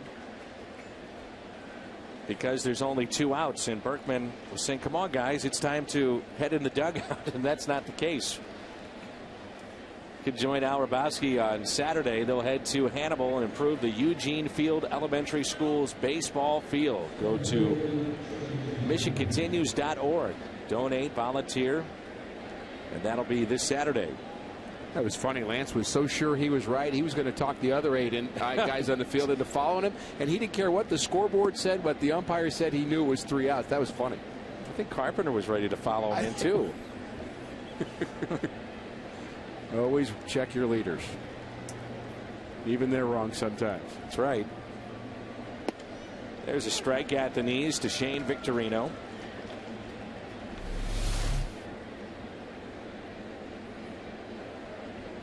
Victorino is lined out to short and also grounded out to second. But just joining us, the Cardinals picked up a John Jay home run in the first. Then 3 more off of Roy Oswalt in the second. Added another in the third, and they lead it by the score of 5-0.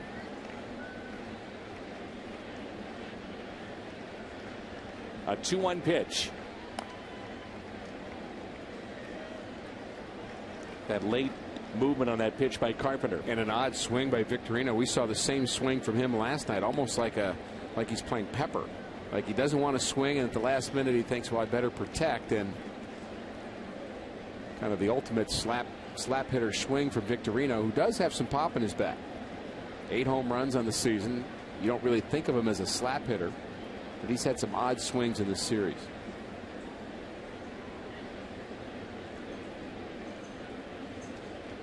A 2-2 pitch. Pulled foul.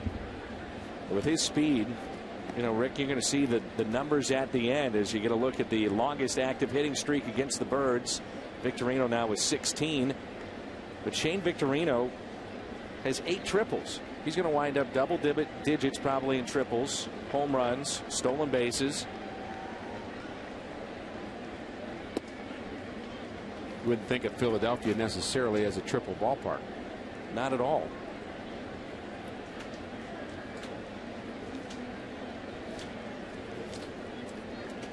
Colby Rasmus up among the league leaders in that department.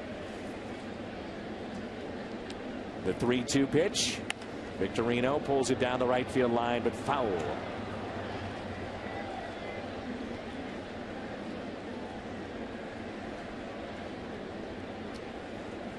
Victorino has been an all-star. Couple of World Series. It's Tampa Bay and the Yankees. The Rule 5 pickup back in 2004. And he picks up a base hit into right field.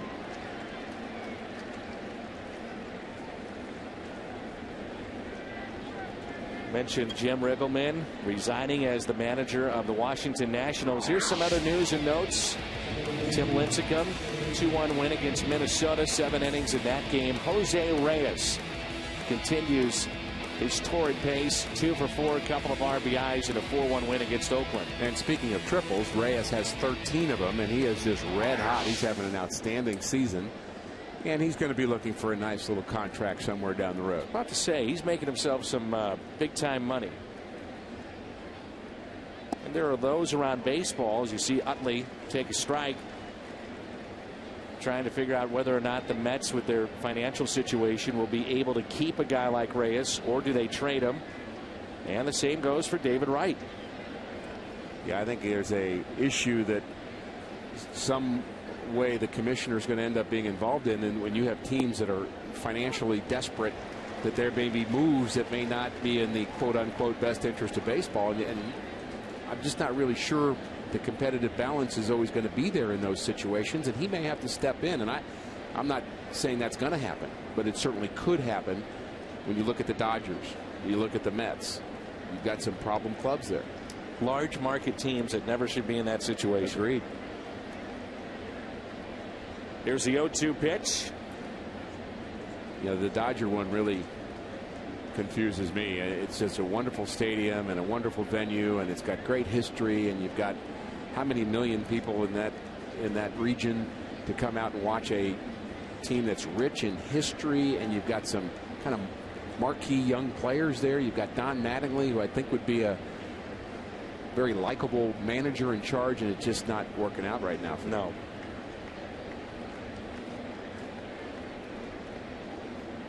With 34 and 42, 7.5 games back.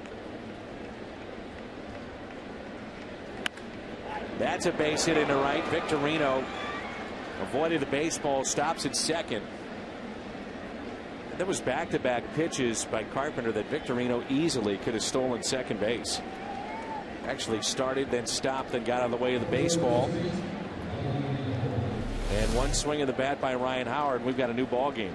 Yeah, this is a tough place for him. There's the delivery of Carpenter.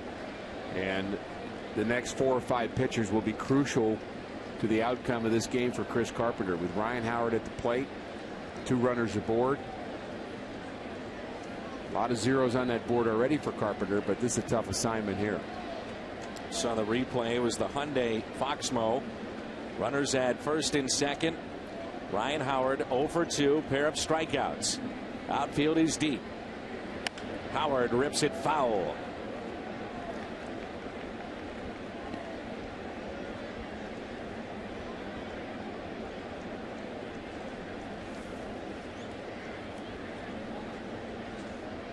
This half inning will be pitch number 28 for Carpenter.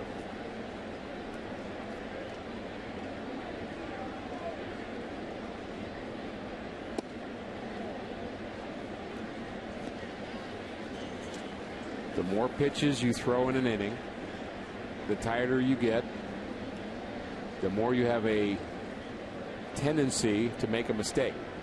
Really have to be strong mentally here. Make a good pitch, good location. Remember his last start, one of the longest outings he has ever made in the major leagues. Last start 124, and tonight he is at pitch number 96. The bullpen has had their issues.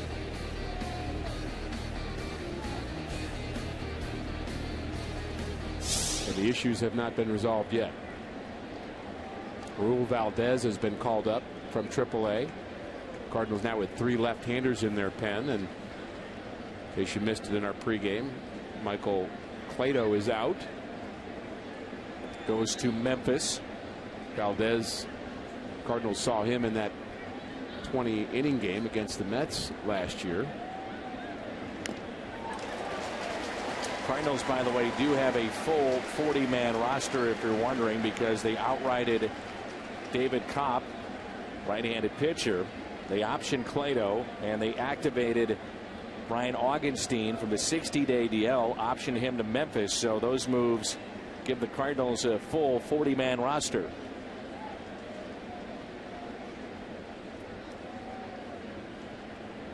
Carpenter trying to gut through this 6th inning. 2-2 the count.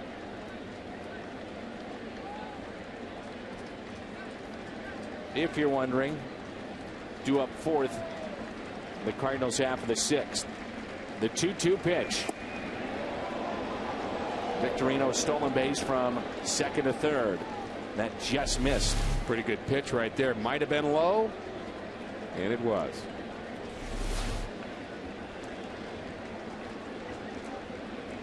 You're going to throw 30 pitches in an inning. You'd rather it be in the first or the second inning than be late in the game, because you're already tired, and this just makes it worse. Cardinal fans behind their ace, Chris Carpenter.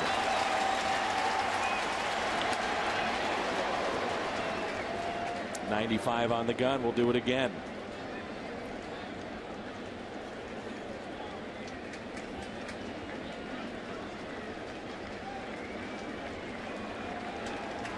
Crowd again will come alive.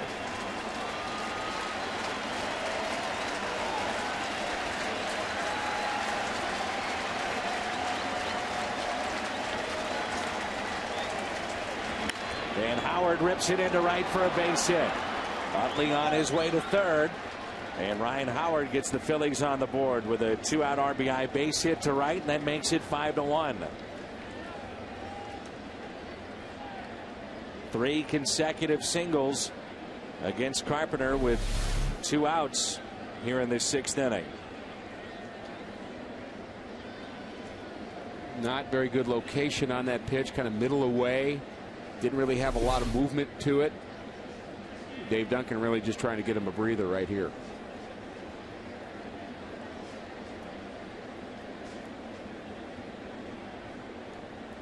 Is Dave Duncan telling him a joke? I'm telling you, a little smile from both of them. Who are those guys and what they do with Dave Duncan and Chris Carpenter? 2 guys that rarely smile. What's this, comedy hour? Well, if you would have seen Tony La Russa smile, you know something was wrong. Especially with a couple runners aboard in a 5-1 game. Right. Against a team as good as the Phillies. Polanco was robbed, if you want to call it that, by John Jay in right field on a play that looked like the ball may have gotten away from him, but the Cardinals got away with a break. And also he's grounded out to short.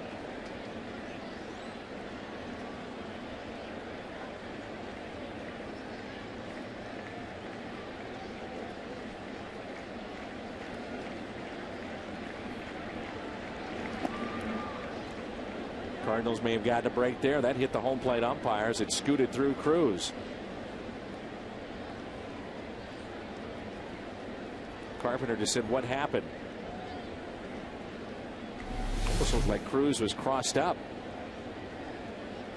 He wasn't sure whether to catch it with his glove facing down. Then he tried to turn it at the last minute and really just kind of balked it himself. I don't think there was a mix-up, and I think that's what Chris Carpenter was asking. You know, are we sure we were on the same page? And I think Cruz just said, "Yeah, I just missed it."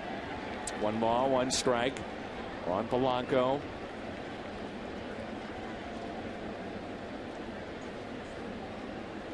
The next 2, Placido, ground ball, little chopper, charging Schumacher, and he makes the play. Phillies get on the board, and it's 5-1.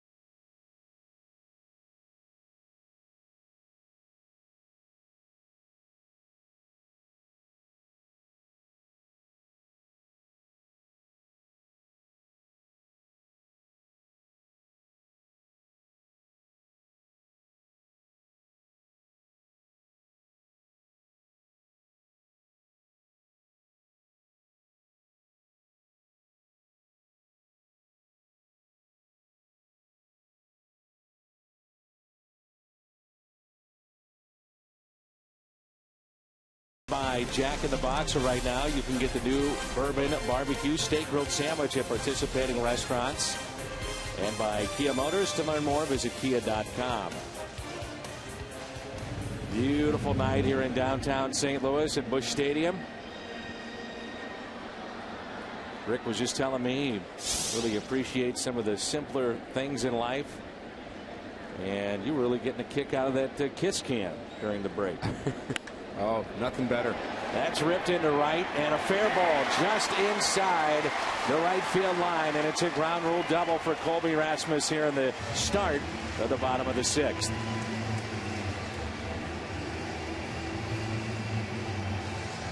No action in the Cardinal bullpen. Chris Carpenter due to bat 4th in this inning. He's at 100 pitches. There may be a decision for Tony La Russa. Rasmus with his 2nd hit of the night. Right now, nobody up and throwing, so we will have to see.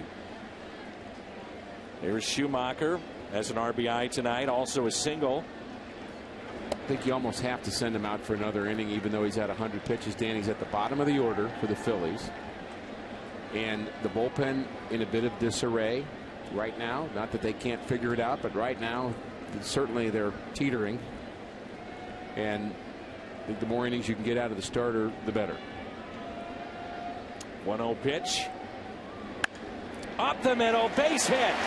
Here comes Colby Rasmus, and they'll hold him up. They hold him up at the last second, and it's runners at the corners. Right at the last second, he put on the brakes. Hard hit ball by Schumacher. And a good arm by Victorino in center, but Rasmus, let's see if the jump is good enough. Decent jump at third, he's rounding third, and he's held up.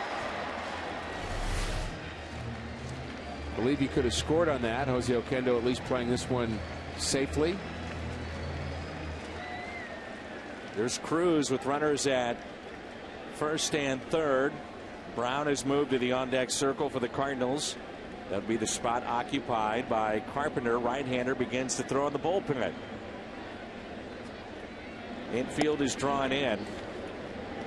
Well, this is what has forced the situation. You get a couple of runners on, then you get to Carpenter's spot, then you have to pinch hit for him. Cruz picked up an RBI, his first, back in the 2nd inning.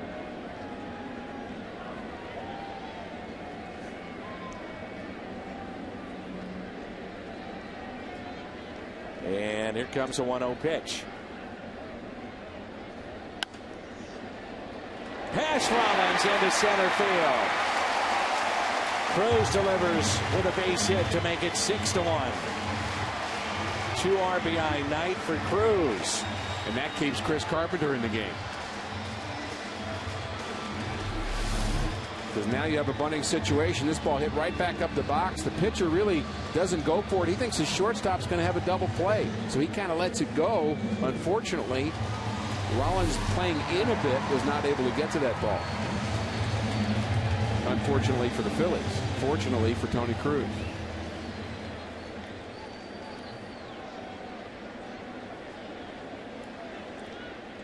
So here's Carpenter.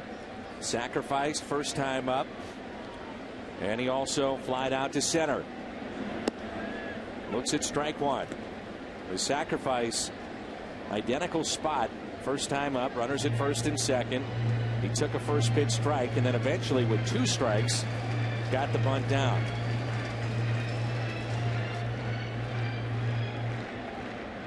And that bunt was towards third. No balls and a strike here on Carpenter. 1 ball, 1 strike.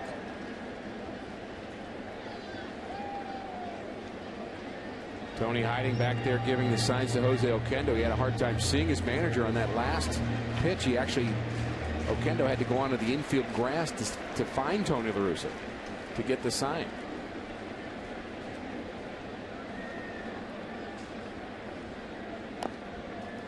Two strikes on Carpenter.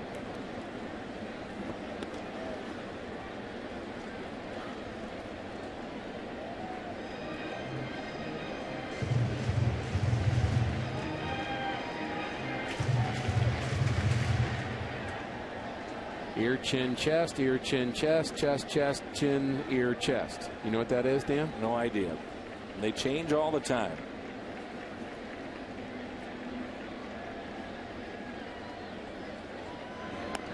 And again, Carpenter with 2 strikes.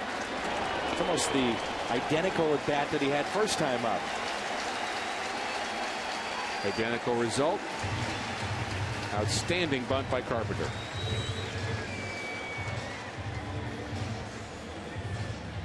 This date in baseball history, 1988, Ozzie Smith, Willie McGee driving a run each, giving John Tudor all the support he needs. 2-0 shutout of the Phillies. 1988 Schnooks, this date in baseball history.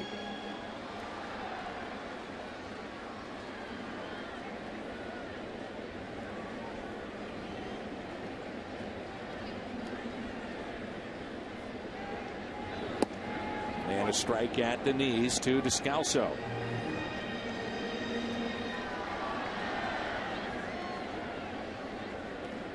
Infield in for the Phillies. I think you just have to get greedy if you're the Cardinals. You've got to pick up these extra runs, and the Phillies know they have to cut it off. Fought off by Descalso and lined foul. 1 out, no balls, 2 strikes. Cardinals are going to have to come back around the order again and face Victorino and Utley and Howard and Polanco either in the 8th or 9th inning. So the Phillies, I'm sure, Dan, have a sense that they're in every single game that they're playing, even if they're down 5.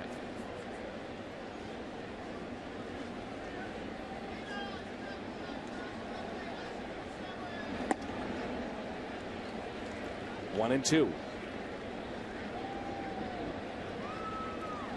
Descalso struck out swinging first time up.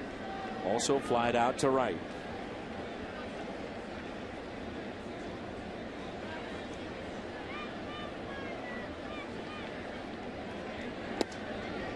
Two and 2.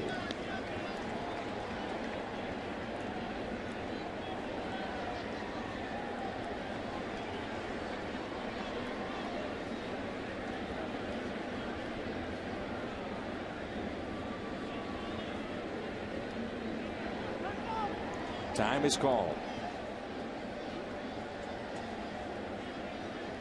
Big at bat in this game right here, trying to get some more insurance here for Carpenter. It's a 5-run lead.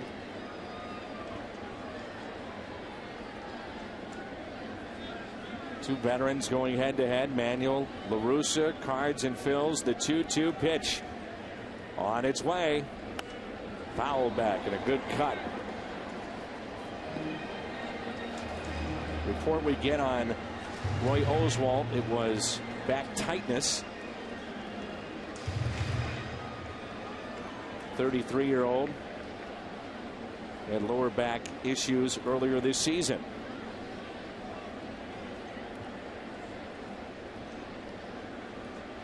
The 2-2 pitch on its way. Pickoff play down to third, and they got him. Schumacher gunned down at third base.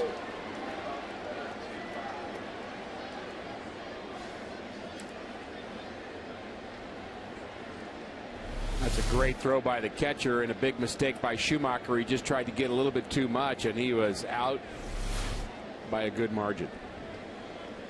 Base running mistake. No other way to look at it.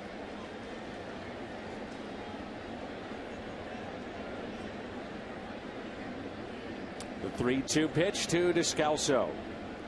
After being behind 0-2, draws a walk, and Ryan Theriot will be the hitter.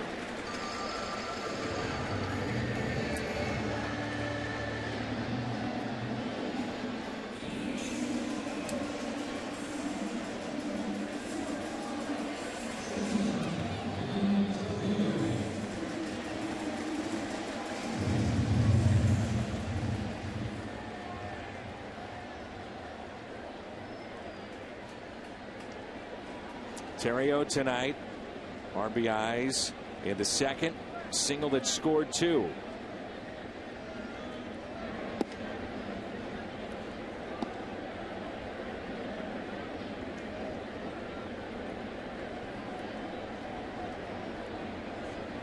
Saw where Cliff Lee threw a career high 126 pitches last night. Cardinals will try to extend Carpenter past 100 here this evening. 2 balls and no strikes.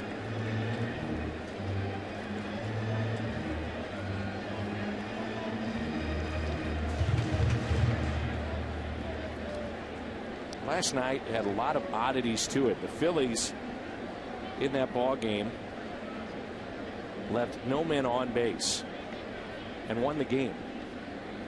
First time a team has done that against the Cardinals since 2000.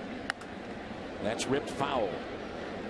When you think about Kyle Loesch, the first Cardinal starter to pitch 8 or more innings with no walks, no strikeouts, since Bob Tewksbury did that back in 1991. Just an odd ball game. Tewksbury had done that a couple of times in his career. I believe the other Cardinal pitchers to do that, Nelson Briles, also did it. You think of Tewksbury as a no walk, no strikeout guy. You don't necessarily think of Kyle Loesch that way. But he was very good last night. 2-1, a hit off the end of the bat. Utley has to charge and flips it to Ryan Howard. The Cardinals strand 2, but they do pick up a run. It's 6-1 as we head to the 7th.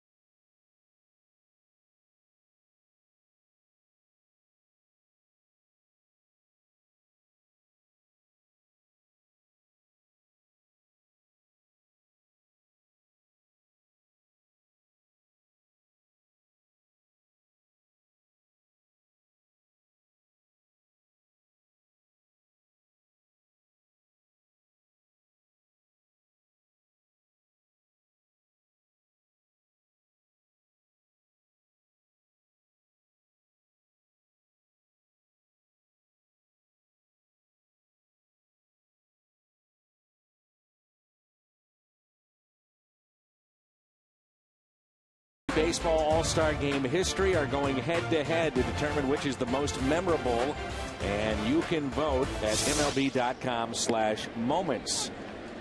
And one of those moments, St. Louis perspective, Stan the Man's walk-off home run, 1955 All-Star Game, is among the final 8, and it's going up against Pete Rose, Ray Fosse, 1970. And you can vote right now, MLB.com. It's another stand for Stan. I think you're trying to influence the vote, and I don't blame you. I am trying. Ben Francisco in a 6-1 St. Louis lead. We'll look and see how sharp Carpenter here is in this inning. You mentioned Danny had 100 pitches going into this inning, trying to get extended here to give the Cardinals bullpen maybe just 2 innings of work instead of 3. 3-1 on his first batter. 3-2. Now he strikes him out. Good little cutter. Brian Talbot is throwing in the Cardinal bullpen. Francisco retired. 6 strikeouts tonight for Carpenter. And it brings in and no walks. Brown. Kind of vintage Carpenter, isn't it? Really is.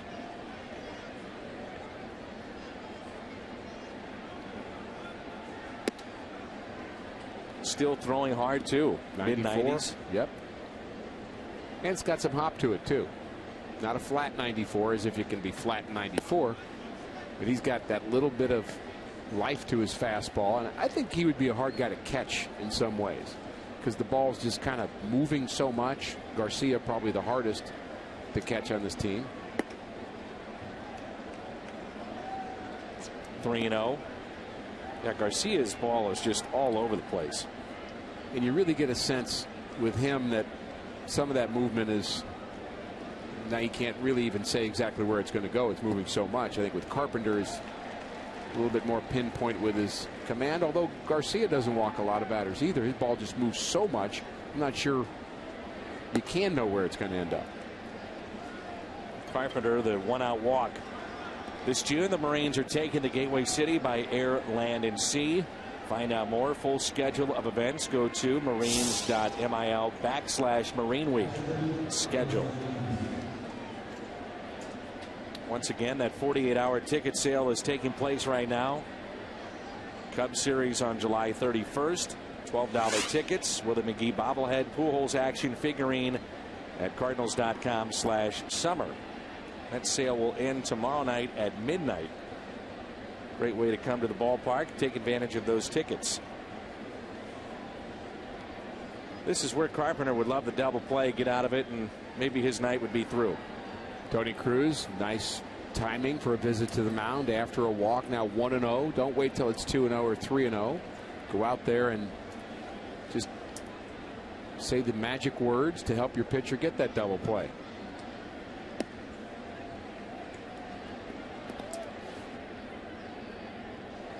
Raul Ibanez has moved to the on-deck circle. And a lefty is getting loose in the pen for the Philadelphia Phillies. Contreras, by the way, for them was put on the disabled list. Perez, the lefty, is getting loose for the Phillies. Charlie Manuel actually said after the game last night Contreras was totally unavailable. And many on the Phillies side of things thought that they might go with him, with Cliff Lee getting up there and pitch count, but Lee finished the game off. Unavailable and not needed. The latter especially. Here's a ground ball foul. We're talking about the catcher going out to a pitcher who's struggling with control. My college coach was famous for yelling at our catcher. Anytime any of our pitchers would have trouble throwing strikes, he would yell at the catcher, never the pitcher. He would say, "David, make him throw strikes." And he would scream it at the top of his lungs.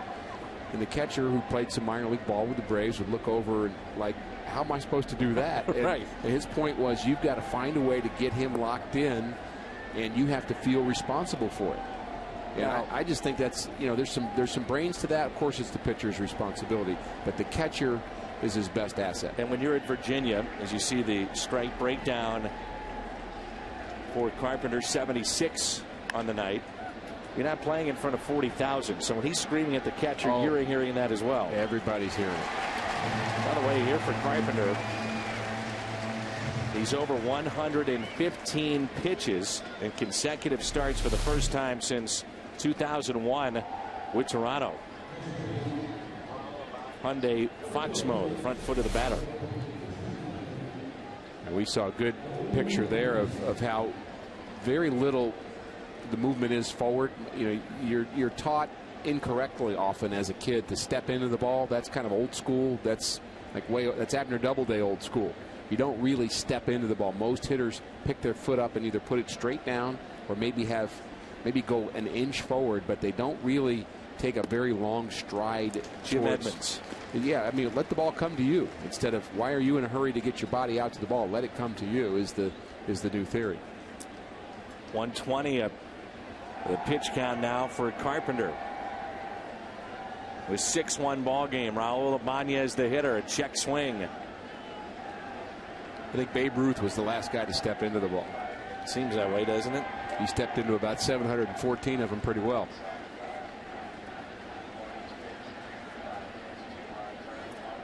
Oh for 4 in this series. Raul Ibanez.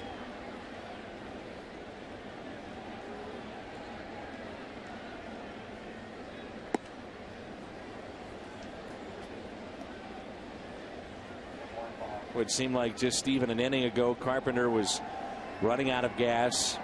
Middle of that lineup for the Phillies, which can be devastating. And here he's still in this game and giving the Cardinals hopefully 3 more outs. 2-2. And you can be out of gas in one inning and not necessarily the next inning, because you're throwing pitches in rapid succession. You may be throwing 25 or 30 pitches as he did last inning without a break. Then you come in, you sit down for a minute, you regroup, you go back out, and you've got some gas left. The 2-2 pitch to Ibanez. He got him. What an outing tonight for Chris Carpenter. 7 strikeouts. And it's time to stretch. 40,000 plus here at Busch Stadium.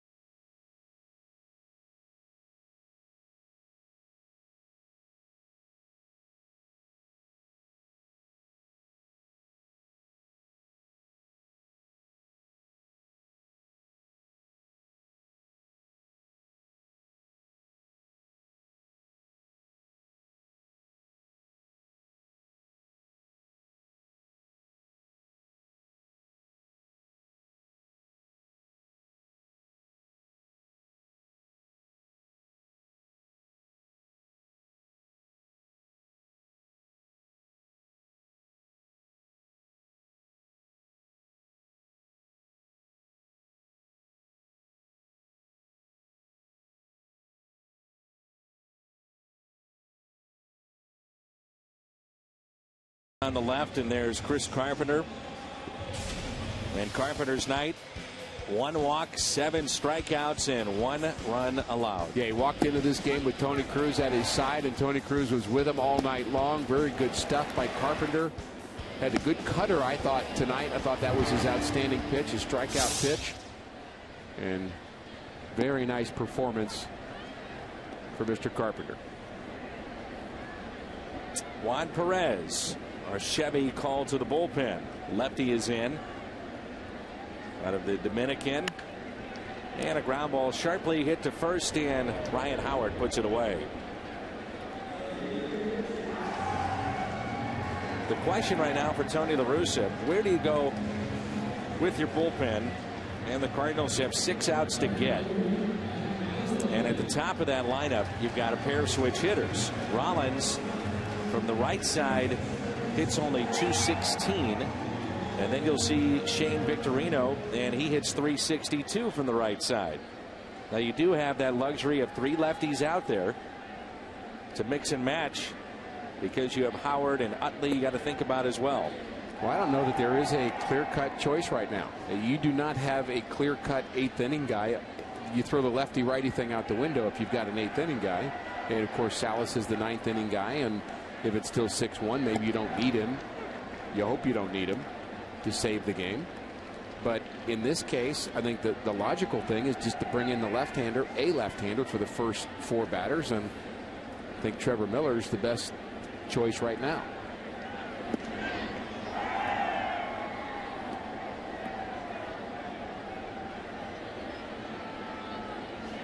Tony's not afraid to use Jason Mott against anybody.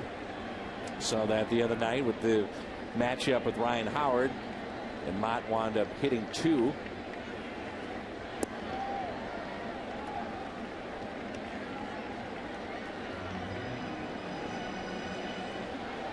Think about Ryan Franklin, and you want to get him straight, Rick, but since May 31st, Ryan Franklin has pitched in a total of 4 games. 4. You know, that's got to be tough on him just to try to stay sharp in any way that he can. And when he's gotten in there, he has not been sharp. Yeah, you really want to have a role and a method and a sequence in your bullpen, and the Cardinals don't have that right now. I mean, there's a lot of reasons for it, and a lot of it is the Cardinals just not being able to be effective. The lefty-righty thing hasn't been effective, and we saw that the other night. And I just think there's a lot of question marks, and until that gets settled, we're going to have some kind of flip a coin moments, I think, and we're thinking that way, and I'm not so sure Tony's not in that same boat right now, thinking I'm not sure which way to go. Well, he extends Carpenter, knowing that he had 126 pitches in his last outing, and goes with 120 plus in this outing. As we mentioned before, that's the first time he had done that. Carpenter, back-to-back starts with 115 or more all the way since 2001. There's a swing and a miss by Berkman. Now what you get concerned about is the next start. But Tony right now says, I don't care, we need a win. Yeah, let's worry about this one right now. Exactly. Interesting mechanics for this left-hander. Kind of has the screwball delivery where he moves off to the third base side so he can turn it over. I've really seen a screwball from him, but that throws a little bit like Herrera. It was up with the Reds, Cincinnati Reds, and a little bit like Valenzuela, where he just moves off to third so he can get on top of the screwball. But that's not really what he's throwing. There's a high fly ball, right center, and Victorino makes the catch. Rick, if you get a chance, take a look at the front leg of this pitcher and just how far towards the third baseline he's at. And again, that's what a screwball pitcher does. They open way up so they can get on top and throw a screwball. Kind of the opposite to what Kyle McClellan does, where he throws across his body so he can get the ball to sink. He's trying to get the screwball here, but it's just kind of odd. I would think he would be odd to face in the box. Well, not really sure where the ball's coming from. Again, look at that front leg and where he finishes towards the third base line.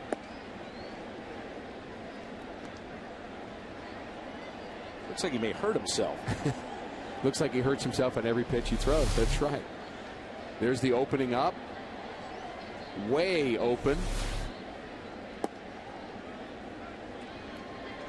I would think it'd be very difficult to throw a sharp slider, and that was not a bad one. When you open up, basically you flatten out the slider. Your arm drops. You're not going to stay on top as well.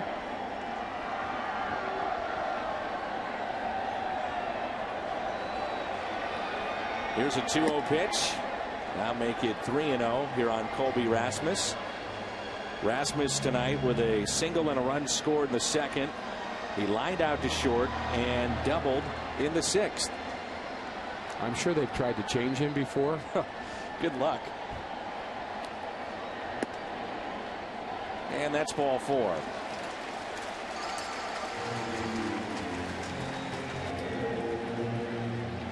Two walks in the inning for Juan Perez, and it brings in Skip Schumacher.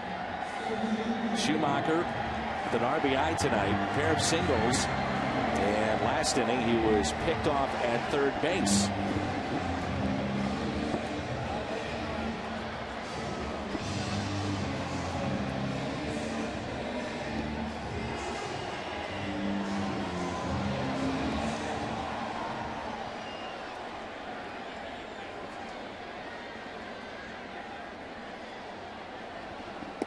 And there is a strike to Skip Schumacher.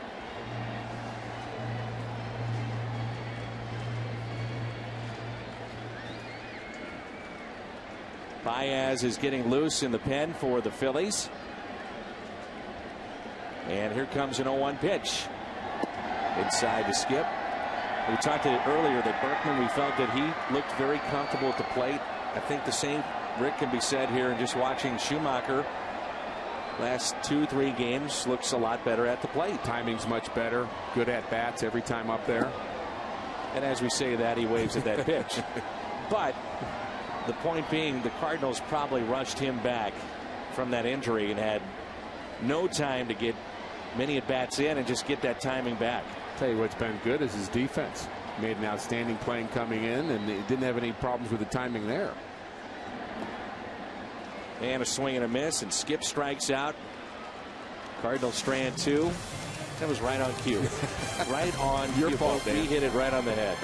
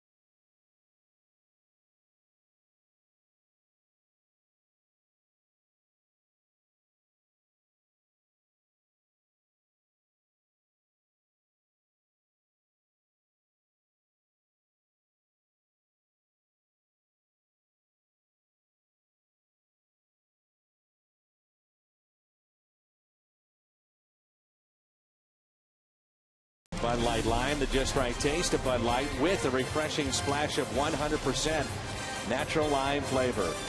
By Bank of America, where ATM deposits are as easy as an infield fly. No deposit slip, no envelope with Bank of America, member FDIC.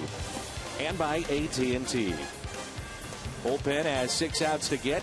And the Cardinals with a 6-1 lead. Chris Carpenter, 2 consecutive starts with 120 pitches. Last time May 1st, May 6th of 1999. Last time that happened for Carpenter. So next start, which we're not worried about yet, if you're Tony La Russa, you may have to look to try to get him a 6-inning start. Brian Talent taking over. Now one of 3 left-handers in the Cardinals bullpen, with Raul Valdez being recalled today. Numbers not good for Talent. He was injured early in the season on a play at first base. He just never really has gotten untracked. Getting an opportunity here tonight. Rollins, Victorino, and Utley. Yadier Molina is your new catcher. Takes over for Cruz.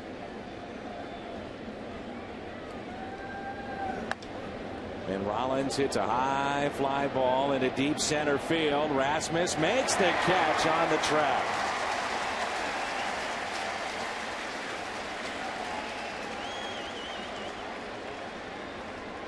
The all-important first out for the reliever. Ball was hit a very long way by Jimmy Rollins, who homered here last night left-handed. And Colby Rasmus almost ran out of room in center field. We talked about how Rollins from the right side is a .216 hitter. Victorino on the other side, he's a switch hitter. .362 from this side of the plate, .280 from the other side. Not your classic double switch here for the Cardinals, because Brian Talent will be batting in the 7th spot, which will be the first spot. And Yadier Molina batting in the 8th spot. Normally when you have a double switch, you bring in 2 players, you'll make sure the pitcher's not the first one to hit, but this is really just Talent's only inning here.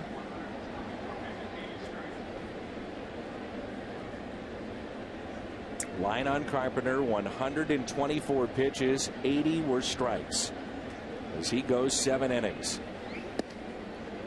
5 hits, 1 walk, 1 run, and he struck out 7. So I think the method to the madness, Dan, just to finish that point, is Tony would rather not have Yadier Molina leading off the inning. He'd rather have him hit second.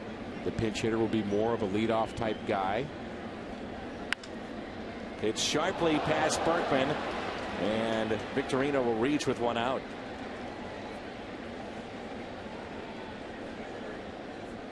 That's an error on Berkman.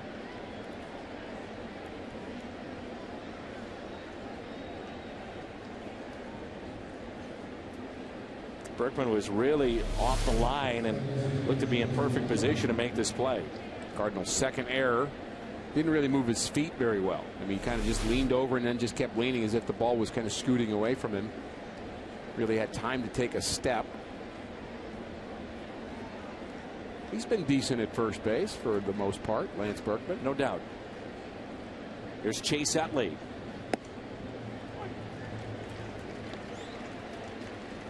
And as we talked about in game one, this is hold your breath time.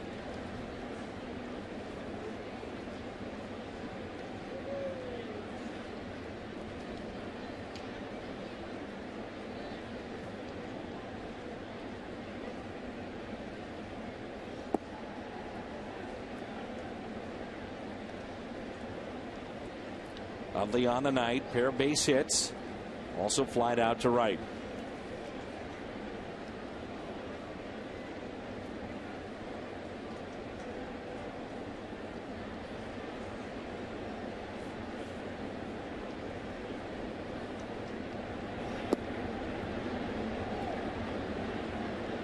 The 2-1 pitch is upcoming.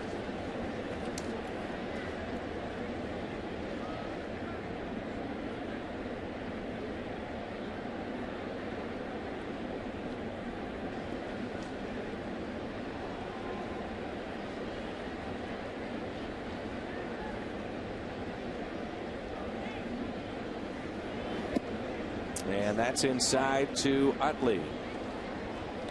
It was the 8th inning in game one in which everything fell apart for the Cardinals in a 2-1 game, and it wound up being a blowout in favor of the Phillies. I think you've just said what many of us are thinking. 40,532 all a little anxious here tonight as well. 40532. One more time, that ticket special going on until midnight tomorrow. $12 tickets for the Cubs on a Sunday. Willie McGee bobblehead and Pujols action figurine. Brian Talent is saying, just give me a double play.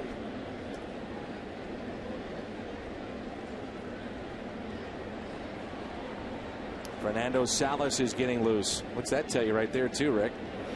He's not messing around as Chase Utley is hit.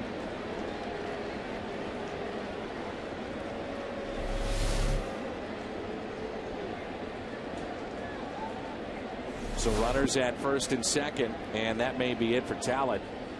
We've got Howard coming up. Salas has shown in his young career he's been effective at times against lefties. And it could be a 5-out situation for Salas to come in this game. Ryan Howard is 1 for 9 against Talent. 4 strikeouts. I'm sure Tony knows that number, but I'm sure he does not like that last pitch from Talent.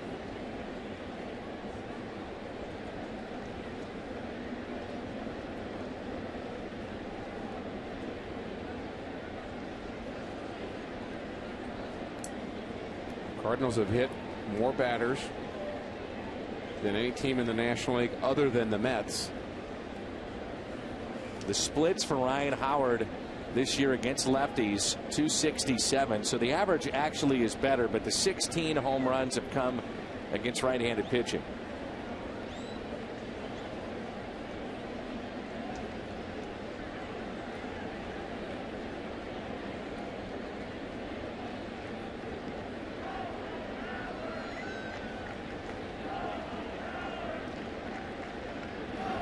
And the first pitch is swung on and missed.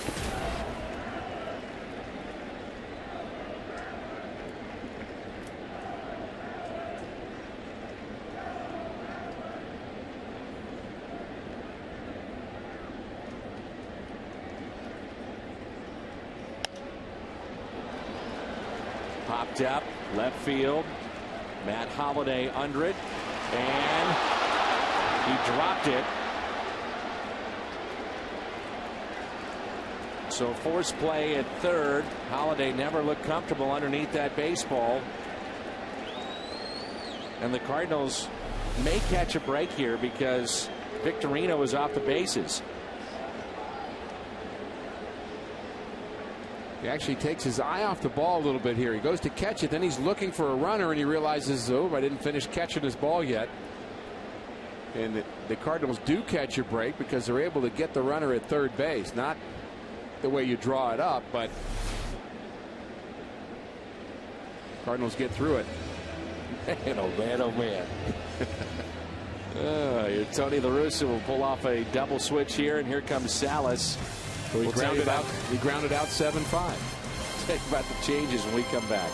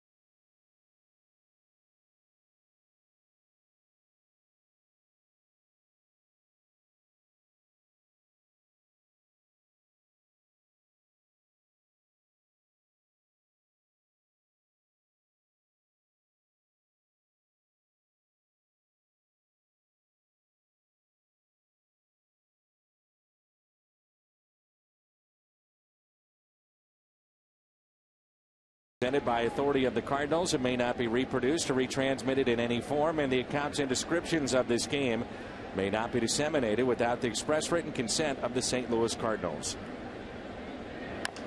Polanco on the first pitch by Salas. A chopper to short, and Howard is out at second. Bobbled by Terrio, but put away at second base.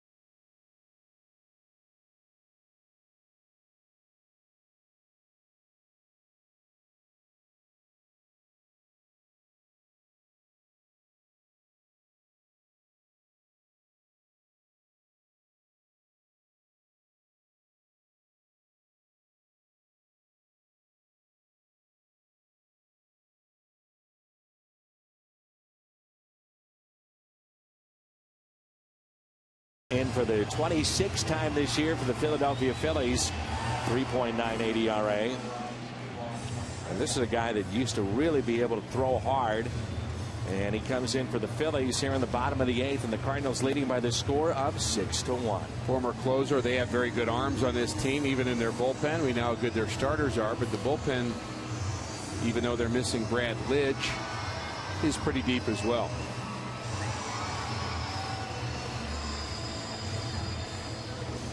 Pete Kozma.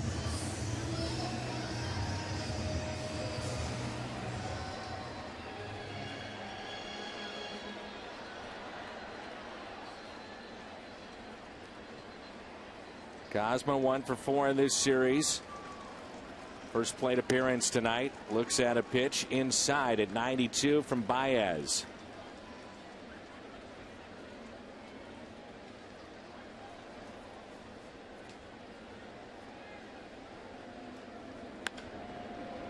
And Kozma hits a ground ball to his counterpart at second. Utley for the out.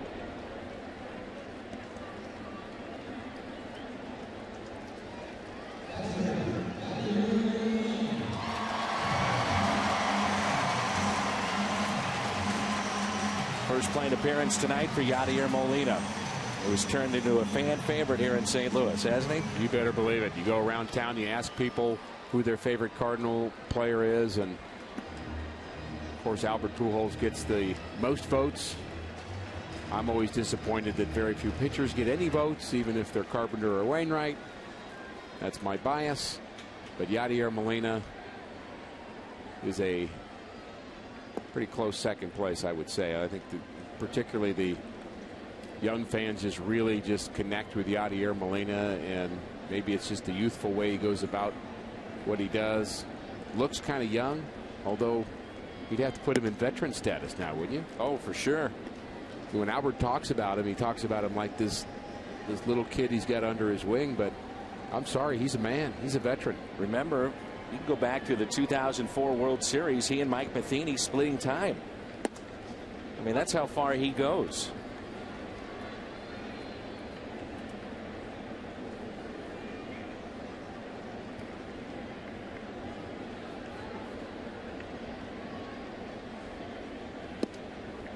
That's a ball low outside, 3-1. Tony Cruz started this game behind the plate. He and Carpenter meshed well, and Cruz had a couple of RBIs as well.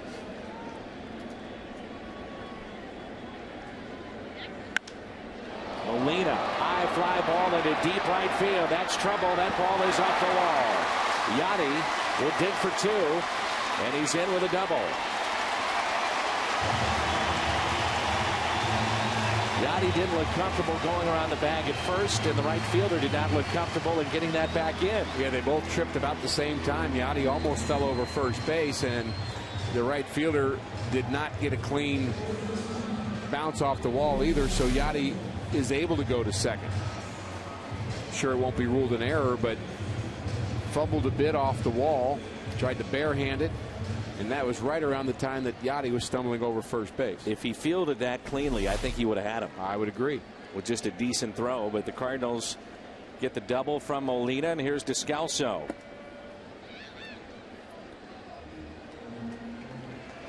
I would not be surprised, Dan, Chris Carpenter's next start, to see Tony Cruz behind the plate. Thinking the same thing. And Tony, a lot of times La Russa will mix and match with those guys if there seems to be a good combination, as Descalso is hit.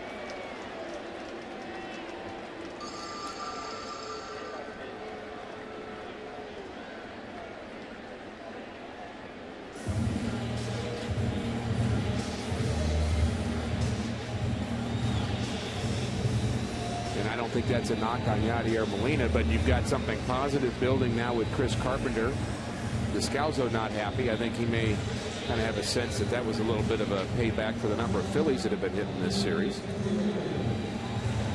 Howard's been hit. Polanco was hit. Utley's been hit tonight. We talked about it. Part of the game. It is part of the game. So here is Terrio. Back to Molina. it's not a knock on Molina, but you can build something positive with Carpenter and with Tony Cruz at the same time. You're looking for a place and a pitcher that he's comfortable with, has had some success with, so that's as much for Tony Cruz as it is for Carpenter.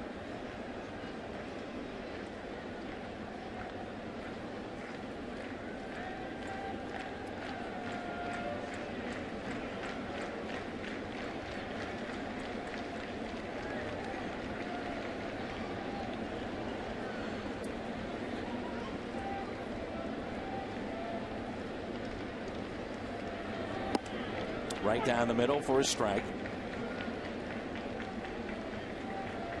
Brian Terrio flied out to deep left his first time up. Single, 2 RBIs in the second. Last 2 times in the fourth and the sixth, he's grounded out. And he looks at his strike. 1 ball and 2 strikes in the Cardinal leadoff man. 95. Herky-jerky motion. He kind of a short armor. Kind of hesitates and then boom. Reminds me of a former teammate, Rudy Sinez. Pitched with the Dodgers some. He used to throw about 100. He was still pitching just a few years ago. He threw the ball straight as an arrow at 100 miles an hour.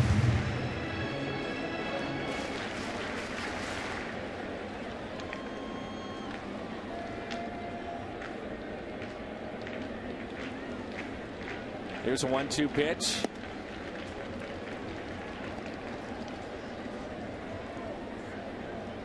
Two balls, 2 strikes.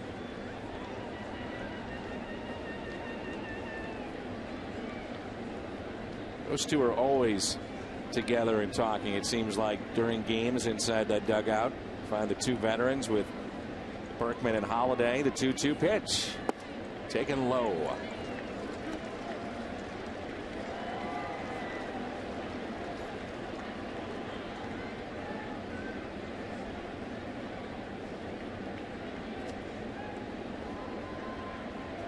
One out, runners at first and second, 3-2 Ontario.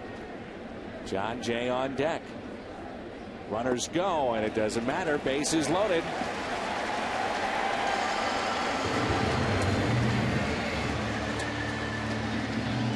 Dennis Baez has come in. He got the first man to ground out. And then it was a double by Molina. Descalso hit by a pitch. Walked to Terrio. Bases loaded. Here's John Jay. I wonder if Tony La Russa is even remotely tempted to not send Salas back out for the 9th inning. You read my mind again, and I think the answer would be absolutely not. But you're thinking that. Yes. Well, Salas, it only took 1 pitch, and then now you might get more insurance, and you're thinking it should be enough. You go with a guy out there. What if it's 8-1? And that's what I mean. I mean, you would figure then if you wanted to save Salas, you could. 1-0 pitch. 2 balls and no strikes. John Jay got it all started. His first time up, a 427-foot home run to right.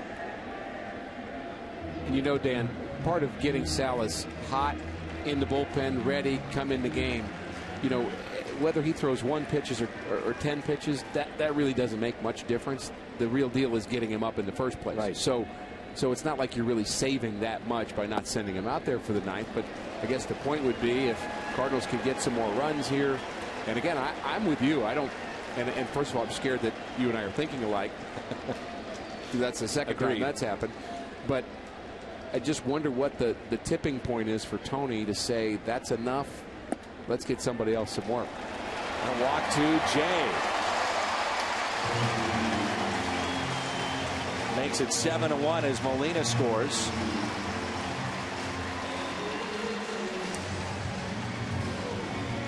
$14 balls, the 20 pitches thrown by Baez.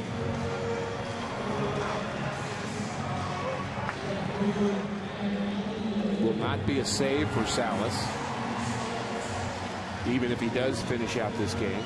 With the way that game 1 went, Rick, you just think probably in the back of Tony's mind, let's just get a win here, and our best option right now may be Salas, so let's stick with it. I agree. That's what I would do. So bases loaded for Matt Holliday, who's been quiet for the most part in this series. Doubled and scored. He has walked tonight.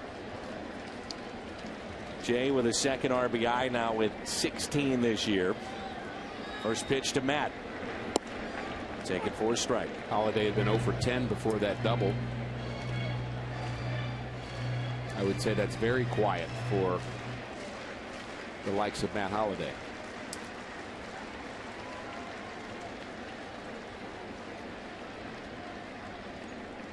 Time is called. Blue Jays will be here tomorrow night. We're on the air at 6:30 here on your home of the Cardinals, Fox Sports Midwest. And an 0-1 pitch. Holliday. Little flare. Left field. Base hit. And 2 runs will score. Matt Holliday picks up 2 RBIs and now at 37 this year.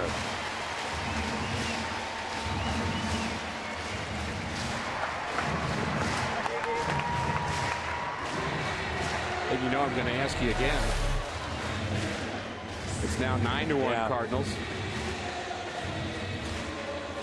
And you're also thinking about, obviously, part of the equation is he gets up tonight, he warms up, it's 1 pitch, should be fine if he doesn't pitch the rest of tonight to be available tomorrow. And you definitely are thinking that way. Well, now the factor too is you got a longer inning for him to sit, and I think that's also plays into it. If it lasts much longer than this here in the Cardinal 8th inning. Berkman, high drive, left field, opposite way, goodbye. It's a 3-run homer.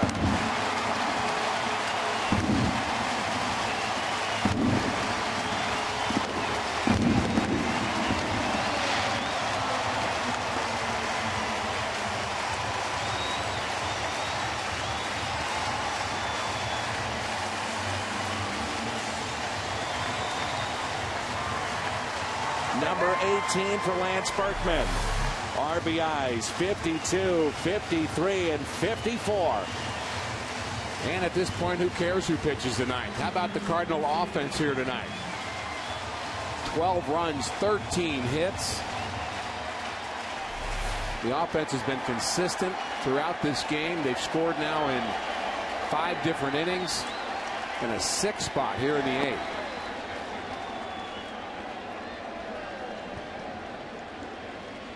And a right-hander is throwing in the Cardinal bullpen now.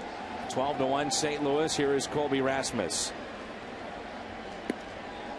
What a year Lance Berkman is having as you see Mott getting loose. Lance Berkman, All-Star game is right around the corner. Has to be in consideration to make that team. No doubt. No doubt. Still in the top 10. He's now gone past Albert Pujols. That's his 18th home run, 3rd in the National League in home runs. RBIs are there, the on-base percentage.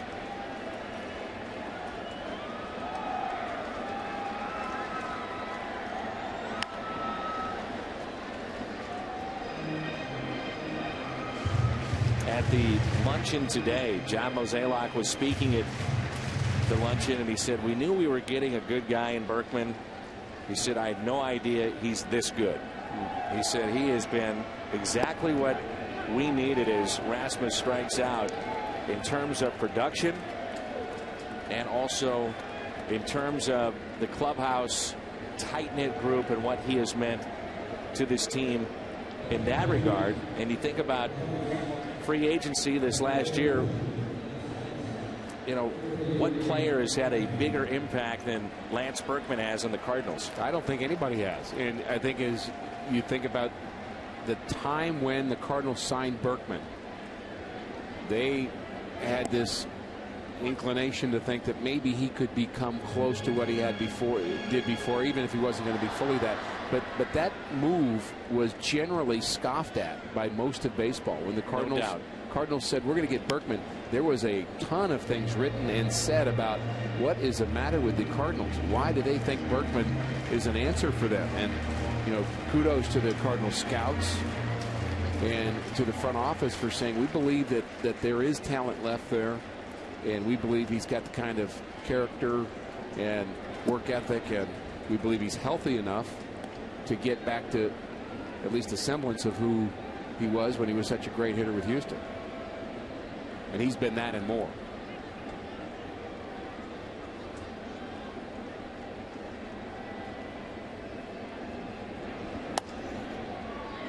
And that is a fair ball off the bat of Mark Hamilton. He'll dig for 2. And in with a stand-up double.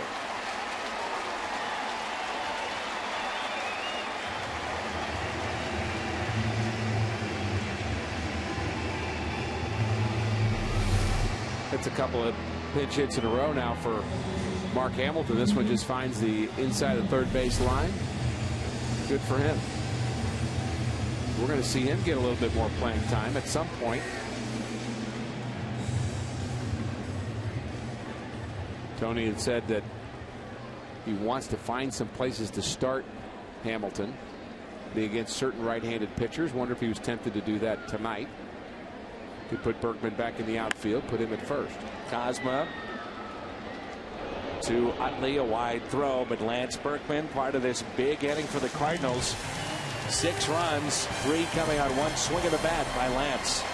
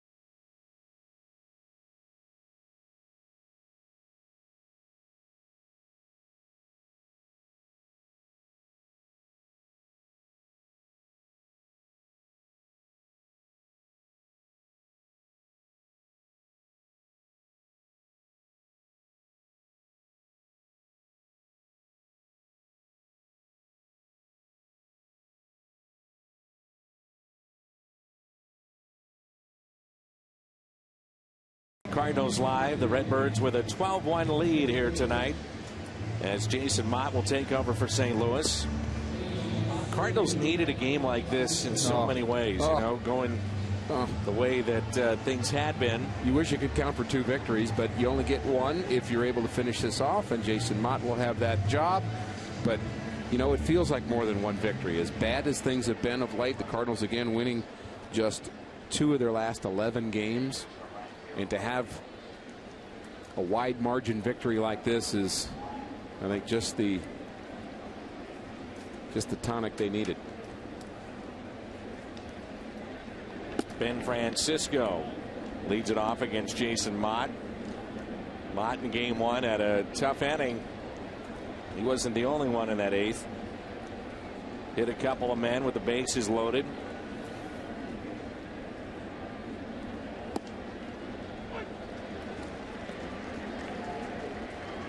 In April of 2006, the Cardinals had scored 12 runs against the Phillies. That's the last time they scored this many runs against the Phils. If the Redbirds hold on, Carpenter goes to 2-7. And the Cardinals still will have not lost 3 straight home games since 2010. That was against Chicago. Starting pitcher in that game where they scored 12 was Chris Carpenter. And you think about what that does to the run support for him. The number will be a bit skewed now. Catch made by Brown, who takes over at right. Jay is in left field. Hamilton is at first, and Mott, your pitcher. Found it interesting at the start of this game, Carpenter and Oswald had only faced each other twice during the regular season in their careers, and Chris Carpenter, our Budweiser player of the game. 7 innings, 5 hits, a run was earned. He walked 1 and struck out 7. But 124 pitches tonight for Carpenter, 80 were strikes. And here is Dominic Brown. Fastball in there for a strike. So back-to-back starts for Carpenter, 120 pitches plus. Just don't see many guys do that anymore. At any age.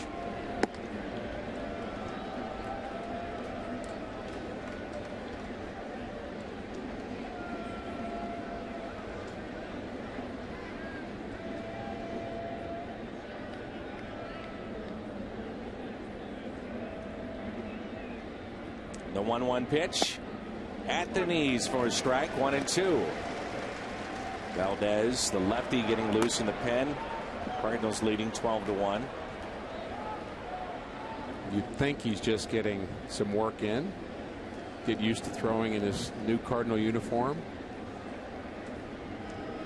Man, he blew it right by him. Strikeout for Mott, his first of the night.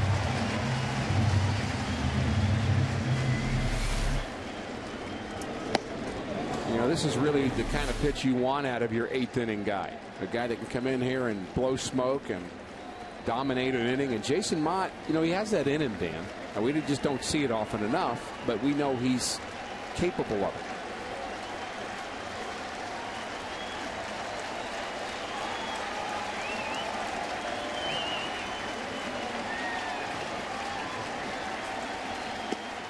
At the knees on the outside corner to Carlos Ruiz.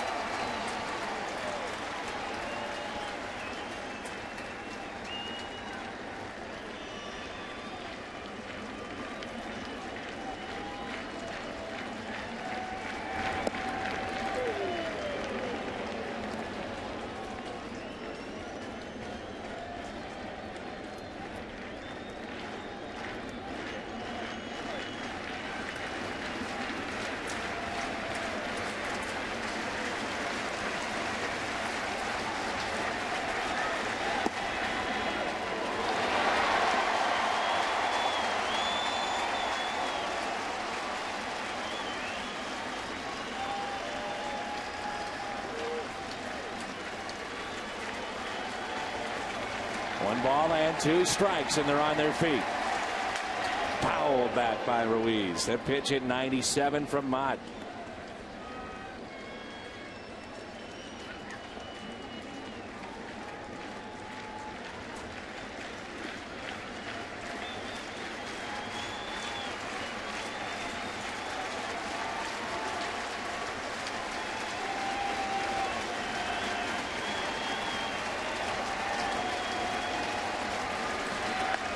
Two is hit a ton out to left field. If it's fair, will it be gone?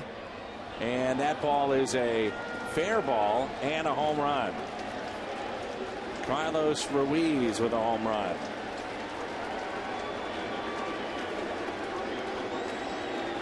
And then makes it 12-2. He had quite a series. Sure has.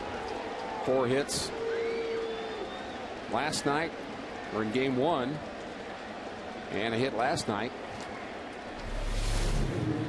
Ball barely gets out of here.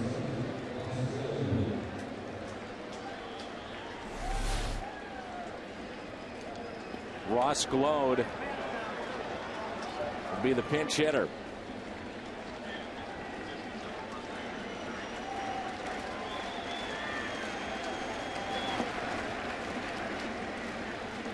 .339 feet, the estimated distance of the home run.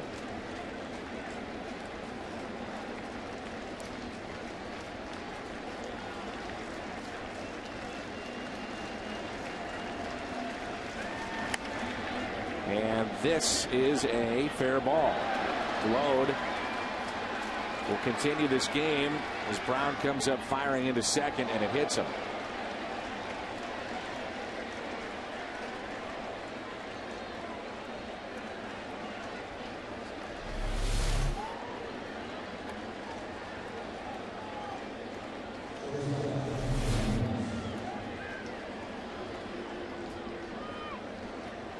Here's Jimmy Rollins.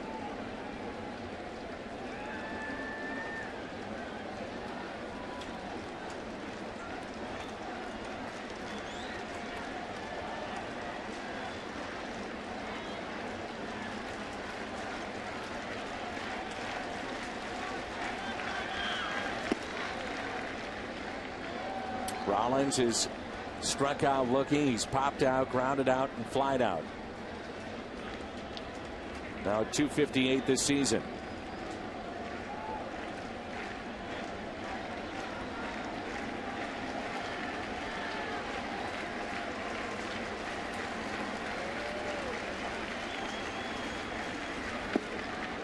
Two balls and no strikes. Cardinal fans have been ready to celebrate for a few minutes now. They thought they were one pitch away. Ruiz homered to left, and a double for Glode, and now a 2-0 count to Rollins.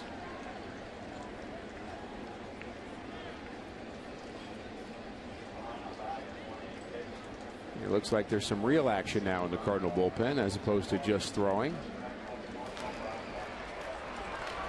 Valdez back up again.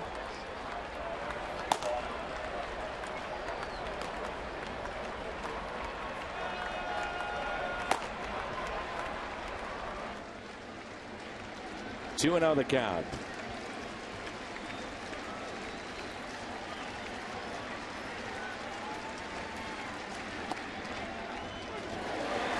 Dan Valdez was just getting work the first time, but if you get up and have to get ready to get in a game and don't get in, pitchers call those scares. So he might be getting a scare here. Never forget Steve Klein, one of those games against Chicago. Was less than happy about having to get up and throw and get loose a couple of times.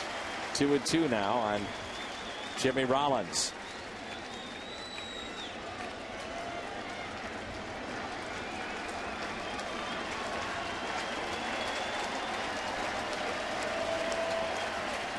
The 2-2 pitch.